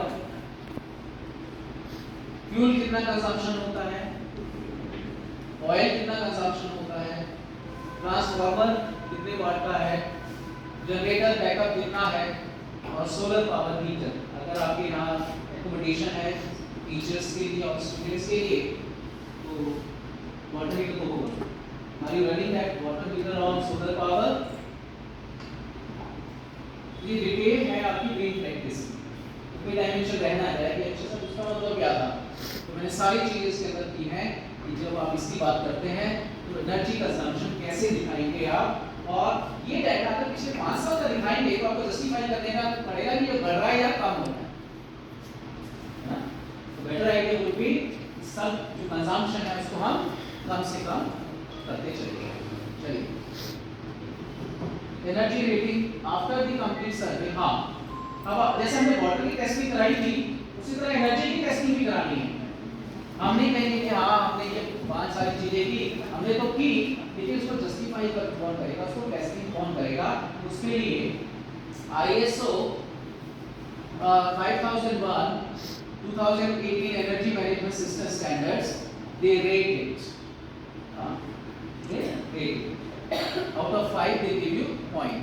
ये इंस्टीट्यूट का था तो मैंने वहां से लिया है ना। मुश्किल आप टीचर्स के लिए अच्छा ये अच्छा एनर्जी का भी पता करना पड़ेगा, बायोडिग्रेडेबल भी है, कितना कंजम्पशन है ये भी है, और उसके बाद हमें जस्टिफिकेशन भी कहाँ से चाहिए, और जो अथॉरिटी है कौन है वहां से हमें चेक कराना पड़ेगा, ये सर्टिफिकेट लेना पड़ेगा कि साहब आप ये बिल्कुल सही कह रहे हैं, ऐसा ही है जैसा आप कह रहे हैं। वाटर के लिए कौन करेगा, वाटर के लिए कौन था, कोई इंस्टीट्यूट। वाटर की जो हम बात कर रहे थे अभी उसके लिए नहीं ना, तो आगे आएगा उसके लिए कुछ चीजें की पैरामीटर तो करिए ना, हाँ उसकी क्वालिटी सर्विस जी। आगे चलिए recommendation, the management should support more for renewable and carbon neutral electricity option on an energy purchasing with the aim of supplying all college property with electricity that can be attributed to the renewable। So basically ये जो इसका तत्व है वो ये कहता है कि जो मैनेजमेंट है आपका ट्रस्ट है वो आपको हेल्प करे इस चीज के लिए कि भाई आपका जो कंजम्पशन है वो मिनिमम हो जाए और ज़्यादा सोलर पावर पे आप उसको रन कर सकते जी। Next more LED light, another parameter है small but important one. Next, sir. The campus administration should run switch off drill on regular basis. एक ड्रिल तो वो थी वाटर वाली, एक ड्रिल ये है कि 5 बजे जैसे ऑफिस है आपने 5 मिनट का लगाया, देखिए सारे रूम कितने रूम में पंखे चल रहे हैं या लाइट चल रही है. अनदर ड्रिल, छोटी छोटी चीजें लेकिन important. So you will have some, when you make this drill, you will get an idea कि भाई 10 रूम में से 4 रूम में तो लाइट भी चल रही थी, फैन भी चल रहा था, उसमें कोई था ही नहीं. हाँ, हो सकता है 4 बजे करें, हो सकता है फिर 1 घंटे बाद फिर दोबारा करें, देखते हैं कि हमारा कोई इस पे इम्पैक्ट आया कि नहीं आया स्टूडेंट्स पर. Okay. In campus premises, electricity should be shut down from main building supply after occupancy time to prevent power losses due to eddy current. ठीक है ना? तो एट टाइम इज सिंपल बात है, सब करते ही इंस्टीट्यूट में. जब आप हॉलीडे में जाते हो, अभी क्या करते हो? मेन स्विच ऑफ करते हो, सारे बटन पे कर गया, कोई लाइट रही नहीं. चलिए next. 5-star rated air conditions, ये हम लोग भी लेते हैं घर के लिए, कम से कम इलेक्ट्रिसिटी बिल आए. Fans and CFL should be, ठीक है ना? चलिए नेक्स्ट, ये तो पता है. Cleaning of tube light bulbs to be done periodically to remove dust over it. ये कितनी छोटी सी बात है, लेकिन इम्पोर्टेंट है. घरों में तो करते रहते हैं, होली दिवाली पर इंस्टीट्यूट में तो सोचते हैं कि नया गाड़ी तो इससे पहले जी. Next. Okay. After water, after energy, now we have a waste management. कोई क्वेरी हो पूछिए, आपको हमेशा सारी चीजें तो पता है, लेकिन मैं आपको बहुत सारी एक चीज अभी कुछ समय पहले से ऑब्जर्व की है कि आईएसओ सर्टिफिकेशन का there are so many agencies जो कॉल करते हैं कि हम लोग आईएसओ सर्टिफिकेशन कराएं. नहीं, तो मैं वही बताने जा रही हूँ कि वो मैंने उनसे पूछा कि आप क्या करेंगे, तो मैम एक आपका सोसाइटी का रजिस्ट्रेशन चाहिए, एक पैन कार्ड चाहिए, ये चाहिए और so much of money is required. So मैंने कहा कि उसमें आप करेंगे क्या, सर्टिफिकेट दे रहे हैं. तो एक्चुअली मैं ये कह रही थी कि जब इस तरह की प्रैक्टिसेस चल रही है तो ठीक है, मैंने मना कर दिया. मैंने 2-4 बार ऐसा हुआ और मैंने हर बार मना किया. मैंने कहा कि आप ऐसे कैसे सर्टिफिकेट दे रहे हैं, आप आगे करिए. तो मैं आपको सर्टिफिकेट दे दूंगा ना, इसकी कॉपी दे दूंगा. तो there are so many institutions जो ये काम कर रहे होंगे. तो देखो, अगर आप इसको कैसे कर रहे हो कुछ पैसे के लिए या वैसे नहीं करना प्रोसेस के चाहिए. लिए बहुत गलत काम नहीं करना चाहिए. हमारे यहाँ तो लोग प्यार करते हैं ना चीज के लिए. एक्चुअली मैं ये भैया 5 मिनट की 2 मिनट में दे ये दें. प्रैक्टिस जो है, बट ये नैक जो है वो कैसे इन चीजों को आइडेंटिफाई करेगा कि वो आईएसओ सर्टिफिकेशन ठीक है या नहीं. हाँ, नैक में अपनी वेबसाइट पे वो सर्टिफिकेट आता है. ओके. हाँ, इसलिए मैंने कहा मैं आपको सर्टिफिकेट दे दूंगा. मेरे पास सर्टिफिकेट तो मैं आपको सर्टिफिकेट है. नैक में अपनी वेबसाइट पर कि किस इंस्टीट्यूट से हमने वो आईएसओ सर्टिफाई कराना है, एनर्जी वाला, वाटर वाला और चीजें तो सब उसने दी हुई है. नैक तो मर गया था कि अच्छा. एक्चुअली ये बहुत हो रहा है. जी. और ये और मेरे की बात है, ये अभी आ रहा है जनवरी. नहीं, मैंने कई बार ये पिछले 2-3 साल से मैं इस कोशिश में थी कि आईएसओ सर्टिफिकेशन से बहुत सारे डॉक्यूमेंट्स हो जाएंगे तो इसको कराना. नहीं, बट मैं हर बार आपको- यही हुआ आप कि नहीं, सबको- हमें तो मैम 2-3 डॉक्यूमेंट्स चाहिए और हम कर देंगे. तो मैं आपको सबको वो रिपोर्ट की कॉपी दूंगा, सॉफ्ट, डोंट वरी.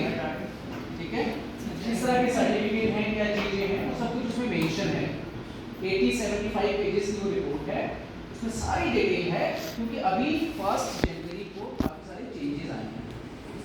ठीक है, आप उन चेंजेस को समझ लीजिएगा. अगर आप भी अप्लाई कर रहे हैं, फर्स्ट साइकिल है, सेकंड साइकिल है, थर्ड साइकिल है, या सोच रहे हैं कि 5 साल बाद हम अप्लाई करेंगे इसके लिए, लेकिन अभी से इसके लिए प्रिपेयर कर लीजिए अपने आप.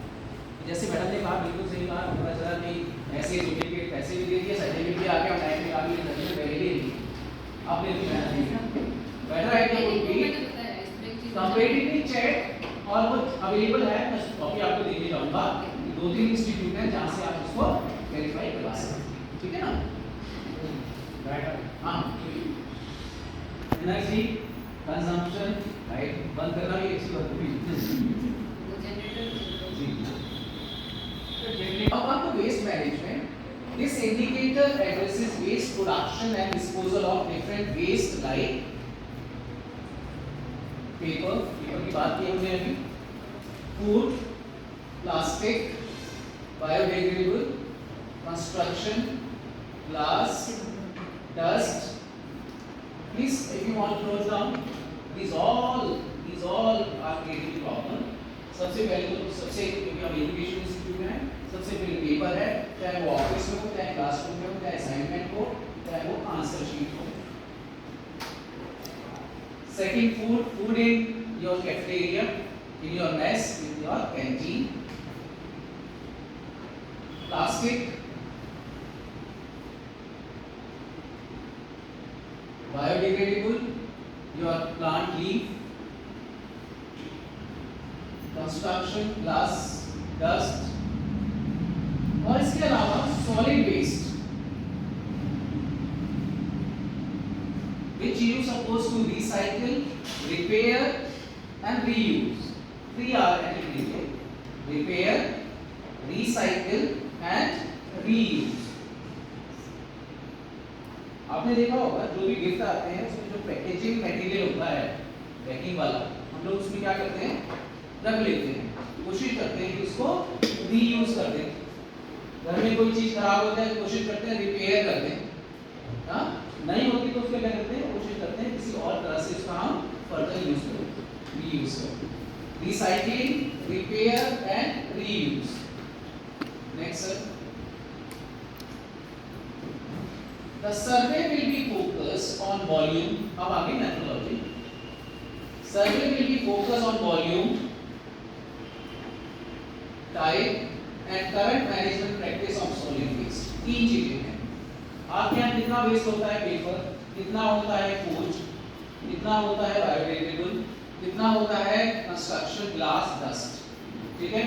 उसके बाद सेकंड क्या है, किस तरह का है मटेरियल में से कौन सा है. नेक्स्ट, आपके जो ऑर्गेनाइजेशन है उसकी क्या प्रैक्टिस है, कैसे इसको सॉल्व करते हैं, कैसे इसको मैनेज करते हैं, रिपेयर करते हैं, रिसाइकिल करते हैं या रीयूज करते हैं. सबसे पहले आता है liquid waste management. So it's water conservation is a key activity as water availability affect on the development of the campus as well as all area of development such as farming, industries. Keeping this view, water conservation activities carried out. So are we really having such method through which we can keep drinking water intact within the campus? Rain water harvesting. ठीक है, क्योंकि अगर वो नहीं है तो सारा पानी वेस्ट चला जाएगा. हमारे यहाँ लगा हुआ है, ज़्यादा कॉस्ट तो नहीं है, ज़्यादा कॉस्ट नहीं है. ओके. सबसे पहले लिक्विड वेस्ट क्या था, लिक्विड क्या था कैंपस में water was a raining water. अगर वो आपने कंजर्व नहीं किया तो वेस्ट जाएगा. Let's have water harvesting. Second, liquid waste management. Water conservation is a key activity as water will be effect on the development of campus. हो गया ना. चलो next. The treated water is a use for gardening. मैंने जैसे बताया हमारे kitchen का जो पानी है, ठीक है, उसको ट्रीटमेंट करके हम जो गार्डनिंग है उसका यूज करते हैं. जीरो वेस्ट होता है हमारे यहाँ जो हम किचन में पानी का यूज करते हैं. Next sir. So after liquid we have solid waste. Waste generated from tree droppings, चाहे वो टहनी है चाहे वो पत्ते हैं, are major solid waste generated in the campus. मुझे लगता है हमारे लिए अगर कैंपस में आप आए कभी चांस मिले तो जब हम मेट्रो स्टेशन से कैंपस पे या जहाँ भी जाते हैं कॉलेज की तरफ, डेली सफाई वाला सफाई करता है. मैं सोचता हूँ इतना गंद कहाँ से आता है. पता चलता है डेली पेड़ों से पत्ते गिर रहे होते हैं, कुछ ना कुछ गिर रहा होता है. उसका क्या करें, या तो हम जलाते ही थे, है ना, ये तो डिग्रेडेबल है. तो यहाँ पर जो भी ड्रॉपिंग होती है ट्री से, lawn management are major solid waste generated in the campus. Second है separate dustbins are provided for biodegradable and plastic waste in order to segregate them at the source itself. जहाँ पर भी वो waste आ रहा है वहीं पर डस्टबिन होने चाहिए. क्या आपने बात की हुए अलग अलग ग्रीन एंड ब्लू, अलग अलग वहाँ पर डस्टबिन भी होने चाहिए. ठीक है. ओके. सिंगल साइडेड न्यूज़पेपर एक मैंने आइडिया दिया था, काफी जगह यूज हो रहा है आजकल. जब आप प्रिंट आउट लेते हो तो जो आपके असाइनमेंट होते हैं उसकी जो बैक साइड होती है ब्लैंक होती है उसका आप यूज कर सकते हैं। Important and confidential report paper are sent for public and हाँ कहते हैं जो आंसर शीट है वो तो पब्लिक में नहीं जानी चाहिए, इसको हम कबाड़ी वाले को नहीं भेज सकते। तो उसके लिए अगर आपने मूवी साइन किया है बहुत सारी इंडस्ट्रीज हैं जो आपसे आंसर शीट या असाइनमेंट देंगे और उसको वो रीसाइट करेंगे। Next, very less plastic waste is generated by some department, office, garden and campus is declared as plastic free zone। तो ये लिख सकते हैं क्या हम अपने कैंपस में plastic free zone, no smoking zone तो होता ही है, इंस्टीट्यूशन या प्लास्टिक वेस्ट क्या कर सकते हैं, no plastic waste zone, no plastic waste zone नहीं नहीं हम लोग बोलते ही हैं उसको लिख सकते हैं। जैसे नो स्मोकिंग जोन होता है उसी तरह नो प्लास्टिक वेस्ट जोन कर सकते हैं, क्योंकि हमें लगता है हमारे इंस्टीट्यूशन प्लास्टिक का तो काम ही नहीं होता, कोई वेस्ट होता ही नहीं है ऐसा नहीं। हाँ ये है, तो इसके लिए हम हमारे कॉलेज में भी बैन है, वैसे भी सिंगल बैन जैसे यू बैन नहीं होता, हमारे कॉलेज में बैन है। हमने क्या किया हुआ है कि वो पानी डालने का तो मेहमान आते हैं ग्लासेस होते हैं हमारे यहाँ जग होते हैं जैसे ही यूज पानी की बॉटल की वैसे मैंने भी क्लास में हाँ हाँ जी हमारे यहाँ तो है किया हुआ है बेसिकली। या कुछ इंस्टीट्यूशंस ने जो ग्लास की बॉटल्स आती हैं परमानेंट वो रखी होती है ना, बात ग्लास यही कर रहे हैं वही होती है जी। तो फिर आप लिख सकते हैं no waste, no plastic waste. Okay sir, metal waste and wooden waste is stored and sent to authorized scrap agent for further processing. Glass bottles are reused in the laboratory। अगर आपका साइंस डिपार्टमेंट है तो metal waste and wooden जो scrap agent है उसको देना है हमने, और उसके साथ साथ जो ग्लास बॉटल्स हैं उनको रीयूज करना है लेबोरेटरी में। नेक्स्ट सर, अब आते हैं ई वेस्ट। ये तो होगा, ये सबसे बड़ा कंसर्न है ना, चाहे वो मोबाइल की फोन की बैटरी है, मोबाइल फोन है, लैपटॉप है, कीबोर्ड है, जितना भी ये ई वेस्ट है। E waste is a consumer and business electronic equipment that is near or at the end of its useful life. Next, the waste makes up about 5% of all municipal solid waste worldwide. It is hazardous than other waste because electronic component contain cadmium, lead, mercury that can damage human health and the environment. Next, sir. E-waste generated in the campus is minimal quantity. It is being effectively managed, keeping in mind the environmental hazard that may arise if you do not dispose properly. The cartridge of laser printer are refilled outside the college campus.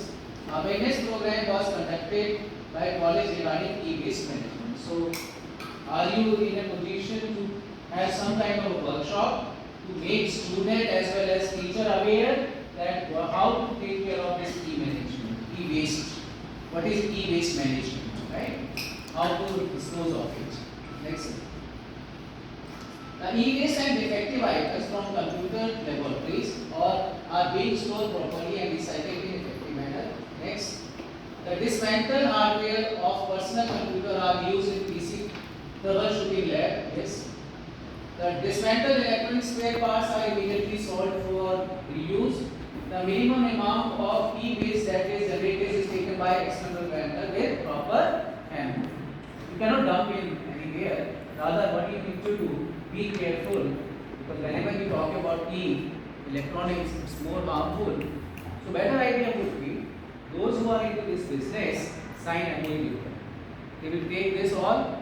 If they take it free of cost, good. If they give you some money, that's much better, right? But it's a kind of social responsibility that we should dispose it in the proper manner, with proper management. Yes. Recommendation. Waste water treatment plant should be installed to recycle and reuse the waste water generated from domestic use.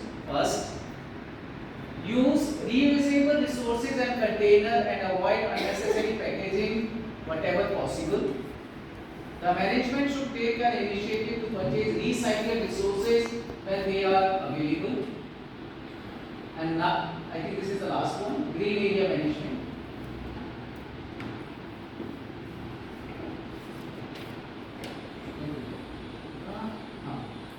This includes plants, greenery, sustainability of the campus to ensure that all the buildings conform to the green standards. This also helps in ensuring that the environmental policy is implemented, enforced and reviewed using various environmental awareness programs. हाँ जी, अब आते हैं points पर। सबसे पहले number of trees, many trees are maintained in the campus. कितने maintain किए हुए number of trees? Various tree plantation programs are being organized. कितने साल में आपने प्रोग्राम ऑर्गेनाइज किया अवेयरनेस के लिए? ठीक है, दूसरी चीज, third, this program help in encouraging eco-friendly environment which provide pure oxygen within the institute and create awareness among campus students. The plantation program include various type of indigenous species or ornament and medical white plant species. Have you seen what you call it, dragon fruit? शादियों में खाया होगा? देखा है? खाया नहीं?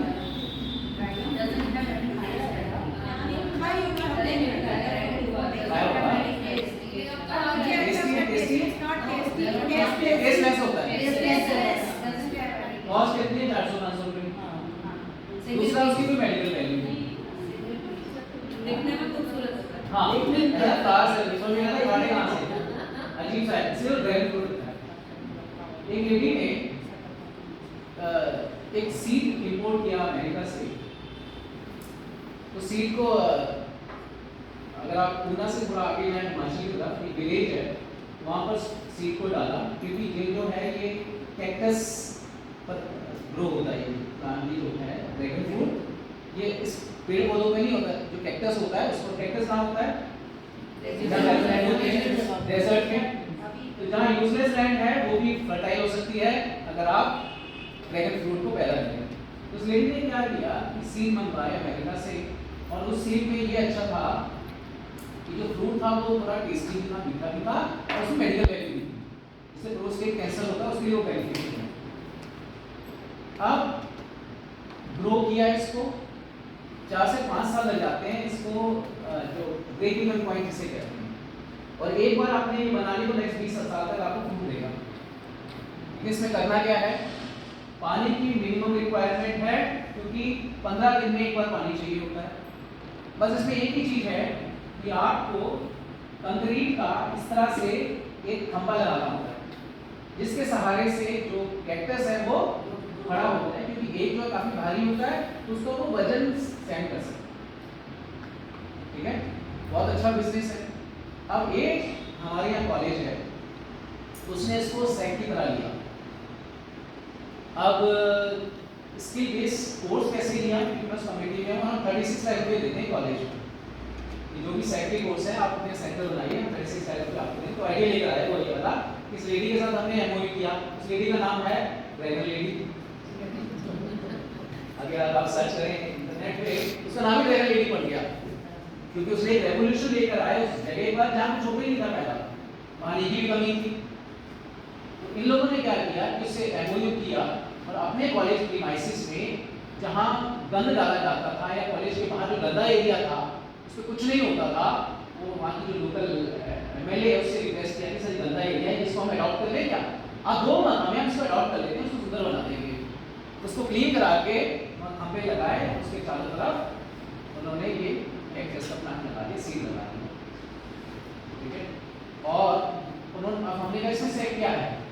ये तो आपका स्टार्टअप हो गया। इसमें सेक क्या हुआ? स्किल बेस क्या हुआ इसके अंदर? तो उन्होंने कहा कि जो हमारे बच्चे एंटरप्रेन्योरशिप करते हैं या स्टार्टअप की बात करते हैं या एग्रीकल्चर की बात करते हैं, उनको हम ये वाले फ्रूट्स को बताएंगे कि कैसे पैदा होते हैं, उनकी देखभाल कैसे करनी है, और जो फ्रूट है उसको पैकेजिंग कैसे करना है, और पैकेजिंग के साथ साथ मार्केट कहाँ पर है यहाँ पर, क्योंकि ये तो जो कहते हैं ना कैश क्रॉप है, जो एक तरह से कैश क्रॉप है कि और 5 साल से अगले 20 साल तक आपको कुछ करना ही नहीं है, पैसे ही करना है। और ब्रेक इवन कब है? 5 साल में। कितना अच्छा बिजनेस है। एक तरफ कहाँ साइंस, कहाँ एग्रीकल्चर और कहाँ बिजनेस, तीनों को उन्होंने कंबाइन कर दिया और उनको हमने 35 लाख रुपए दिया कि ठीक है आप जितना इसको एक्सप्लोर करना चाहते हैं, जितना आप इसको बढ़ाना चाहते हैं बढ़ाइए अपने इंस्टीट्यूट में। तो ये एक बहुत बड़ा एग्जाम्पल था सेका। और उसके साथ साथ एग्जाम्पल था यहाँ पर कि जो आप प्लांट लगा रहे हैं वो ऑक्सीजन तो ठीक है, लेकिन क्या उसकी वजह से आपकी जो स्टूडेंट है उनको कोई आइडिया मिल सकता है स्टार्टअप का, एंटरप्रेन्योरशिप का, स्किल डेवलपमेंट का, और जो टीचर उसके अंदर हैं उसको वो देके take it in startup but rather for student it would be like a skill based course, skill enhancement course. ये यूनिक था, ऐसे बहुत सारे आइडिया आए थे। तो हमने कहा यार ये तो स्टार्टअप बन रहे हैं कॉलेज के, स्किल अपनी डेवलप होंगे कि नहीं होंगे, क्योंकि दिल्ली का बच्चा वो थोड़ा सीखेगा कि एग्रीकल्चर में कैसे होता है, सीड क्यों डालते हैं, क्या होता है, कितना पानी देना है। मैंने कहा ये तो बात करेगा नहीं, कैसे बात कराओ, कैसे करोगे? या तो आप इस कॉन्सेप्ट को गाँव में लेके जाओ, वहाँ के लोगों को सिखाओ कि भाई इस तरह काम करता है, इतना सीड चाहिए होता है, इतना पानी चाहिए, ये कैश क्रॉप है, 5 साल में आपको प्रीपेड हो जाएगा, नेक्स्ट 20 साल तक आप बैठ के खाओगे, कोई दिक्कत नहीं है इसमें। और जहाँ डेजर्ट एरिया है, बैरन लैंड है, वहाँ की तो सबसे अच्छी है, वहाँ कुछ होता नहीं, तब से ये तो हो जाएगा वहाँ पर, है ना? तो आपको क्या लगता है कि इस तरह का कोई ड्रैगन आंटी, आप किसी को जानते हो, ड्रैगन अंकल को जानते हो, जिसका जो आइडिया है उसको आप ब्रिंग करके ला सकते हो, और उस लेडी का जब नाम छपा उसके अंदर न्यूज़पेपर में ड्रैगन लेडी के नाम से, फिर उसका अटैचमेंट हुआ कॉलेज के नाम से, दिल्ली यूनिवर्सिटी के नाम से। तो ये कोलैबोरेशन, ये कॉम्बिनेशन, ये कॉलेजियलिटी तो हमें डेवलप करनी है, ये नेटवर्क भी हमें डेवलप करना है। तो यहाँ देखते हैं सबसे पहले कितने ट्री लगाए आपने, कितने एनएसएस के प्रोग्राम लगाए, plantation awareness programme. Okay, the plantation programme include various type of indigenous species, जैसे ये स्पीशीज हमने आपको बताया, इस तरह से कुछ हो सकता है, बहुत अच्छी बात है। नेक्स्ट, हाँ, अगर आप साउथ में जाएं, मेरे मौका मिला पिछले 3-4 साल में तमिलनाडु में जाने का, कई के लेक्चर पे और मैं कोशिश करता रहा कि हर कैंपस में एक बात तो लूँ जिससे कि वहाँ के कल्चर को समझूं। एक चीज़ मैंने बहुत अच्छी बात सीखी कि जितनी भी गर्ल्स हैं जब भी वो कॉलेज में मूव करती हैं, यूनिवर्सिटी मूव करती हैं, तो बाइसाइकिल करती हैं। केवल गर्ल्स नहीं, टीचर भी। बॉयज तो है ही, बॉयज तो है ही नहीं, स्कूटर से सबके बाइसाइकिल। हाँ, बहुत सारे कैंपसेस में ये कर रखा है, जो बड़े कैंपस हैं वो अंदर बाइसाइकिल अंदर बाइसाइकिल। साउथ में मैंने देखा कि जितने भी गवर्नमेंट इंस्टीट्यूशन है, अनामदाई का नाम सुना होगा, बहुत पुरानी यूनिवर्सिटी है, शायद 1 साल में वो पूरी अपर डिग्री दे देती थी, ऐसा सुना नहीं मैंने। तो मुझे 2-3 बार चांस मिला वहाँ जाने का, तो उनके कैंपस को मैंने देखा, बहुत पुराना कैंपस है, जो भी नया एक लाया है। तो वहाँ जितने भी स्टूडेंट हैं, टीचर हैं, सब बाइसाइकिल पे। अब मैं दिल्ली से पहली बार गया, क्या हो रहा है कि गरीब जगह पर आ गया, कहाँ आ गया, मैंने ये क्या कॉन्सेप्ट है, कह रहे सबके पास सब कुछ है, लेकिन ज़्यादातर जो स्टूडेंट हैं यहाँ पर वो जो मूव करते हैं वो बाइसाइकिल पे ही करते हैं, टीचर भी जो मूव करते हैं वो निश्चित करते हैं bicycle. Okay, use of bicycle, then the college have constructed a cycle straight. अच्छा, हमारे कॉलेज में भी हो गया है, हमारे यहाँ क्या है, महिंद्रा एंड महिंद्रा ने डोनेट किया अभी बैटरी वाली जो साइकिल होती है वैसे। अब उसके अंदर प्रॉब्लम था कि इसको शेड कहाँ दें, कॉलेज में जगह कहाँ दें, कोई कॉलेज दे नहीं रहा था। तो हमने कहा कि हम दे देंगे आपको, लेकिन इसमें कॉलेज का नाम लगवा दीजिए आप बाइसाइकिल पे, sponsored by Mahindra, operated by college प्रोड्यूमर कॉलेज, है ना। तो हमारे भी कॉन्ट्रीब्यूशन हमने क्या किया, स्पेस का नाम हमने उसको हमने शेड दे दिया कि आप अपनी जितनी भी साइकिल है यहाँ खड़ी कर सकते हैं, यहाँ से बच्चे लेंगे, शायद कुछ पैसे चार्ज होते हैं ऑनलाइन, हाँ, वो मेट्रो में छोड़ देते हैं, जिसको मेट्रो से चाहिए वो कॉलेज आ रहे हैं। तो इस तरह जो कॉलेज मूवमेंट है वो इसी बैटरी वाली साइकिल से होता रहता है। बच्चे बड़े हैं उसमें शरारती हैं, वो क्या करते हैं, एक आदमी एक बच्चे के लिए तो बच्चे उसमें दोनों बैठ के जा रहे होते हैं, या कोई जुगाड़ कर लेते हैं, आगे खड़ा कर लेते हैं बच्चे को। Next, public transport, all student and staff are using college transport except permission and leave applying faculty approximately of student and of the staff use public transport during the above issues। अच्छा, एक university मैंने visit किया अभी आगरा में, शायद visit किया होगा, एक यूनिवर्सिटी दयालबाग एजुकेशन, उन्होंने एक अभी मैं जो बाइबल लेने गया, जैसे मैंने एंटर किया तो ऊपर इस तरह से दोनों तरफ, रोड के दोनों तरफ पाइप लगे हुए पानी की, उससे स्प्रिंकलिंग वाटर ड्रॉप हो जाता है, ड्रॉप सारे के नीचे। तो तुमने क्यों लगाया हुआ है? तो मैंने इससे पूछा ये क्यों है, गैस लीकेज क्यों होगा?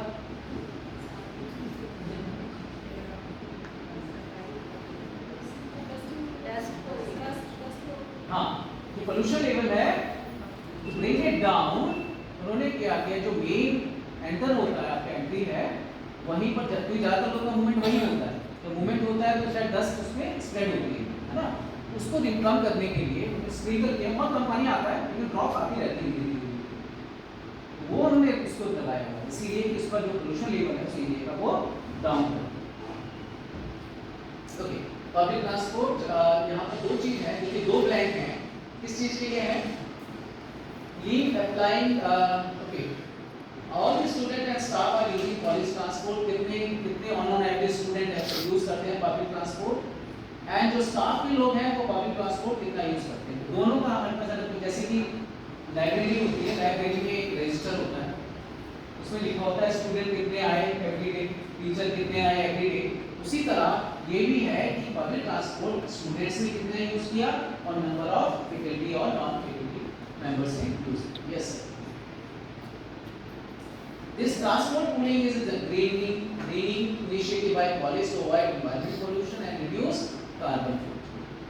Yes, road in college are laid with provision for rainwater to seep through easily. This enable the easy recharge of groundwater. कुछ शायद IIT कानपुर में गया था अभी, उनको लेक्चर हमारे बायोटेक्नोलॉजी में, मैंने सोचा मुझे कुछ बिल्कुल नहीं आता बायोटेक्नोलॉजी, मैं तो कॉमर्स का हूँ, मैंने बायोटेक्नोलॉजी बिल्कुल नहीं आता। तो वहाँ हमने देखा कि ये जो सेकंड आ गया, फर्स्ट सेकंड पॉइंट जो था रेन वाटर वाला, वो उनके यहाँ सिस्टम है कि कैंपस ही इतना बड़ा है, जो रोड है उसके उन्होंने इस तरह बनाया हुआ है कि जो भी वाटर आएगा उसको वो सीप कर लेगा। Okay, then plastic free campus, which plastic is bottle, which other plastic, polythene bag, ठीक है ना, इस तरह की चीज।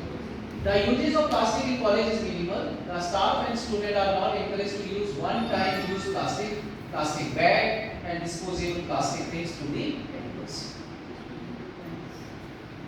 This you know, we already have discussed e-communication. Instead of using paper document, what we need to do, the principal's office, all the departments of the college, examination cell, laboratory are very well connected with a good and efficient and local area network.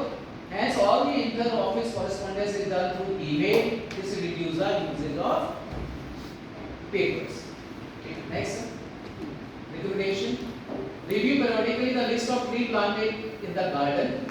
Allotted number of tree and keep record. तो कितने tree हैं, कितना record है, और हमने तो trees पर number भी डाले हुए हैं, और उसका जो मेडिकल नाम है, जो डॉक्यूमेंटिंग नाम है वो डाला हुआ है उसको। Establish a college environment committee that will hold responsibility for the enactment, enforcement and review of environmental policy. And to environment की आती रहती है। Environmental committee, हमारे यहाँ environmental committee नहीं बना लीजिए आपने अपने कॉलेज में। Environmental committee shall be the source of advice and guidance to staff and student on how to implement this policy. Answer. Ensure that an audit is conducted annually and action is taken on the basis of audit report, recommendation and findings.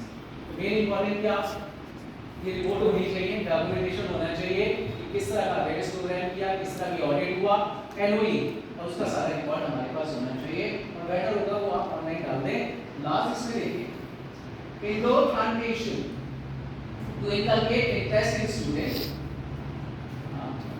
Bonsai can be planted in a corridor to bond a relation with nature. Yes. As part of green audit of campus, the green audit assessment team has carried out the environmental monitoring. ये आप करेंगे, it include illumination for lighting, noise level, ventilation, बस ध्यान रखो। सबसे पहले important ये है कि जब ऑडिट होगा तो सबसे पहले देखेंगे कि आपकी जहाँ स्टडी रूम है, जो क्लास है, उसमें कितनी लाइटिंग है ना। सेकंड क्या होगा, वेंटिलेशन, ठीक है। थर्ड क्या है, नॉइज लेवल। अब नॉइज लेवल के लिए भी लेकिन नॉइस लेवल अगर आप, ये डिपेंड करता है स्टूडेंट टू स्टूडेंट, इसको जनरलाइज करना थोड़ा मुश्किल होगा। इसको चेक तो कर सकते हैं, हमारे पास एक ऑर्गेनाइजेशन है, अभी दिखाते हैं हम आपको, तो चेक करेगा कि यहाँ पर अगर इसका नॉइस लेवल कितना है, लाइटिंग सफिशिएंट है या नहीं है। लेकिन नॉइस लेवल हर व्यक्ति का अलग अलग होता है, बहुत जल्दी कोई जल्दी डिस्टर्ब हो जाता है, कोई रहता है, होता रहे, कुछ भी कोई फर्क नहीं पड़ता। लेकिन ऑन एवरेज कोई स्टैंडर्ड होना चाहिए कि जिसके बेसिस पे लगे कि इससे बियॉन्ड है, जैसे कि आपका लाउड स्पीकर होता है, उसके भी नॉर्म्स हैं, इससे बियॉन्ड होगा उसका तो वो प्रॉब्लमेटिक है ना।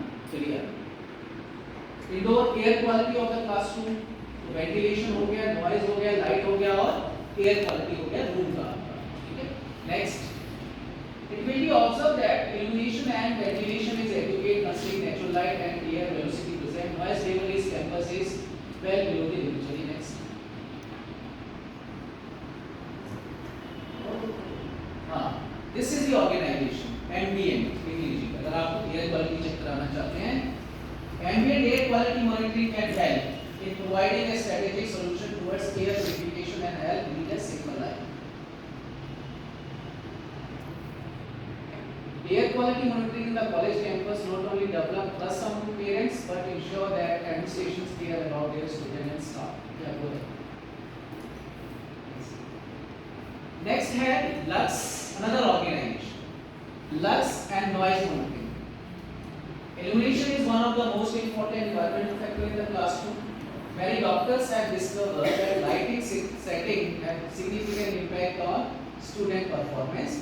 So Lux monitoring can help in providing a comfort visual environment to the student. Another certification. Ambience for air. For light we have Lux.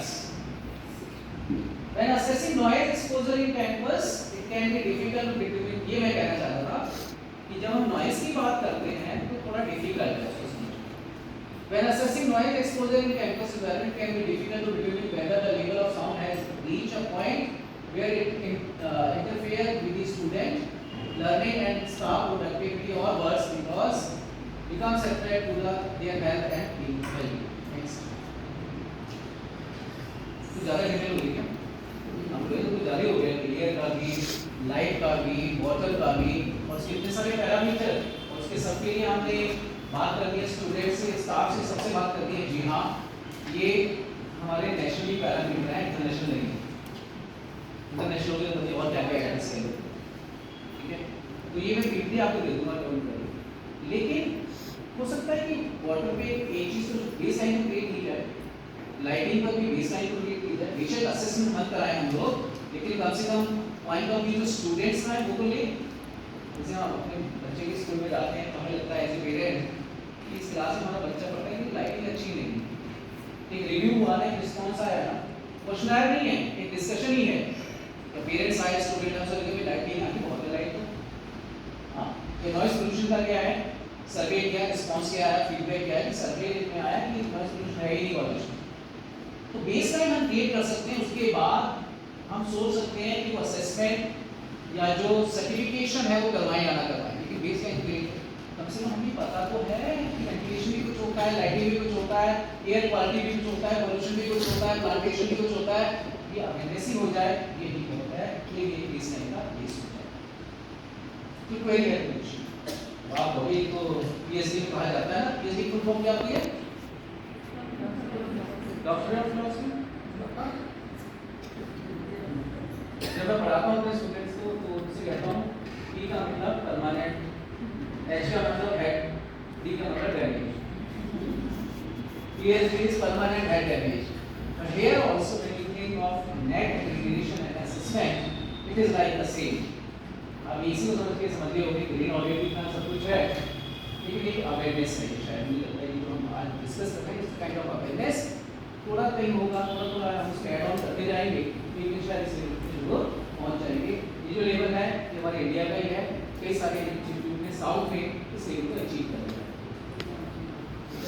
हम शुरुआत करते हैं अवेयरनेस से, कोई भी स्टेक होल्डर हो सकता है, आपका पेरेंट्स भी, स्टूडेंट भी, लोकल कम्युनिटी, लोकल सोसाइटी भी, वाइए मिलकर ग्रीन इनिशिएटिव को बढ़ावा दें, ये हम सबके लिए बेनिफिशियल है ना।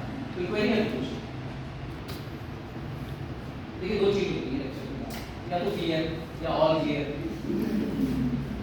ऑल क्लियर हो गया ना? एक्चुअली इतना एलेबोरेटली इसको एक्सप्लेन कर दिया है, तो अब ये अगर कोई क्वेरी आएगी तो वो जो इम्प्लीमेंटेशन जी बिल्कुल मोस्ट। और मैं ये वाला जो सही प्रैक्टिस मैंने लिखा है, मैं आपकी रिपोर्ट की कॉपी सॉफ्ट दे दूंगा, तभी आपको लगे कि हाँ कौन सा सर्टिफिकेट का कॉपी बोलेंगे। लास्ट में सर्टिफिकेट्स नहीं होंगे सारे, चाहे वो लेक्सा है चाहे दूसरे सर्टिफिकेट्स, उससे आपको लगेगा हाँ ये कंपनी है जो उन्होंने रिकमेंड किया हुआ है, इनसे कराइए आप। सर कोई प्रॉब्लम नहीं है, उसको एक्चुअली बहुत फेक भी आ गए हैं, वो मैं बता रही थी। हम उसी के हम कह रहे हैं कि नैक ने इस चीज़ को खत्म करने के लिए उन्होंने अपनी वेबसाइट पे डाल दिया कि ये सर्टिफाइड ऑर्गेनाइजेशन है जो आप इससे लाभ करवा सकते हैं। मुझे लगता है ब्रेक का टाइम हो गया है शायद। So I must thank you for this wonderful session. मेरे ख्याल से हम सभी बहुत ज़्यादा इससे बेनिफिटेड हुए हैं और अभी आगे और we are looking forward for it. और I think हमसे ज़्यादा you need a break. लगातार 2 घंटे से मैंने क्या कहा एक टीचर है वो कहते हैं सर बोल सकते हैं 4 घंटे सुन नहीं सकते। हाँ, तो 2 दिन बाद एक लेडी आई कहती सर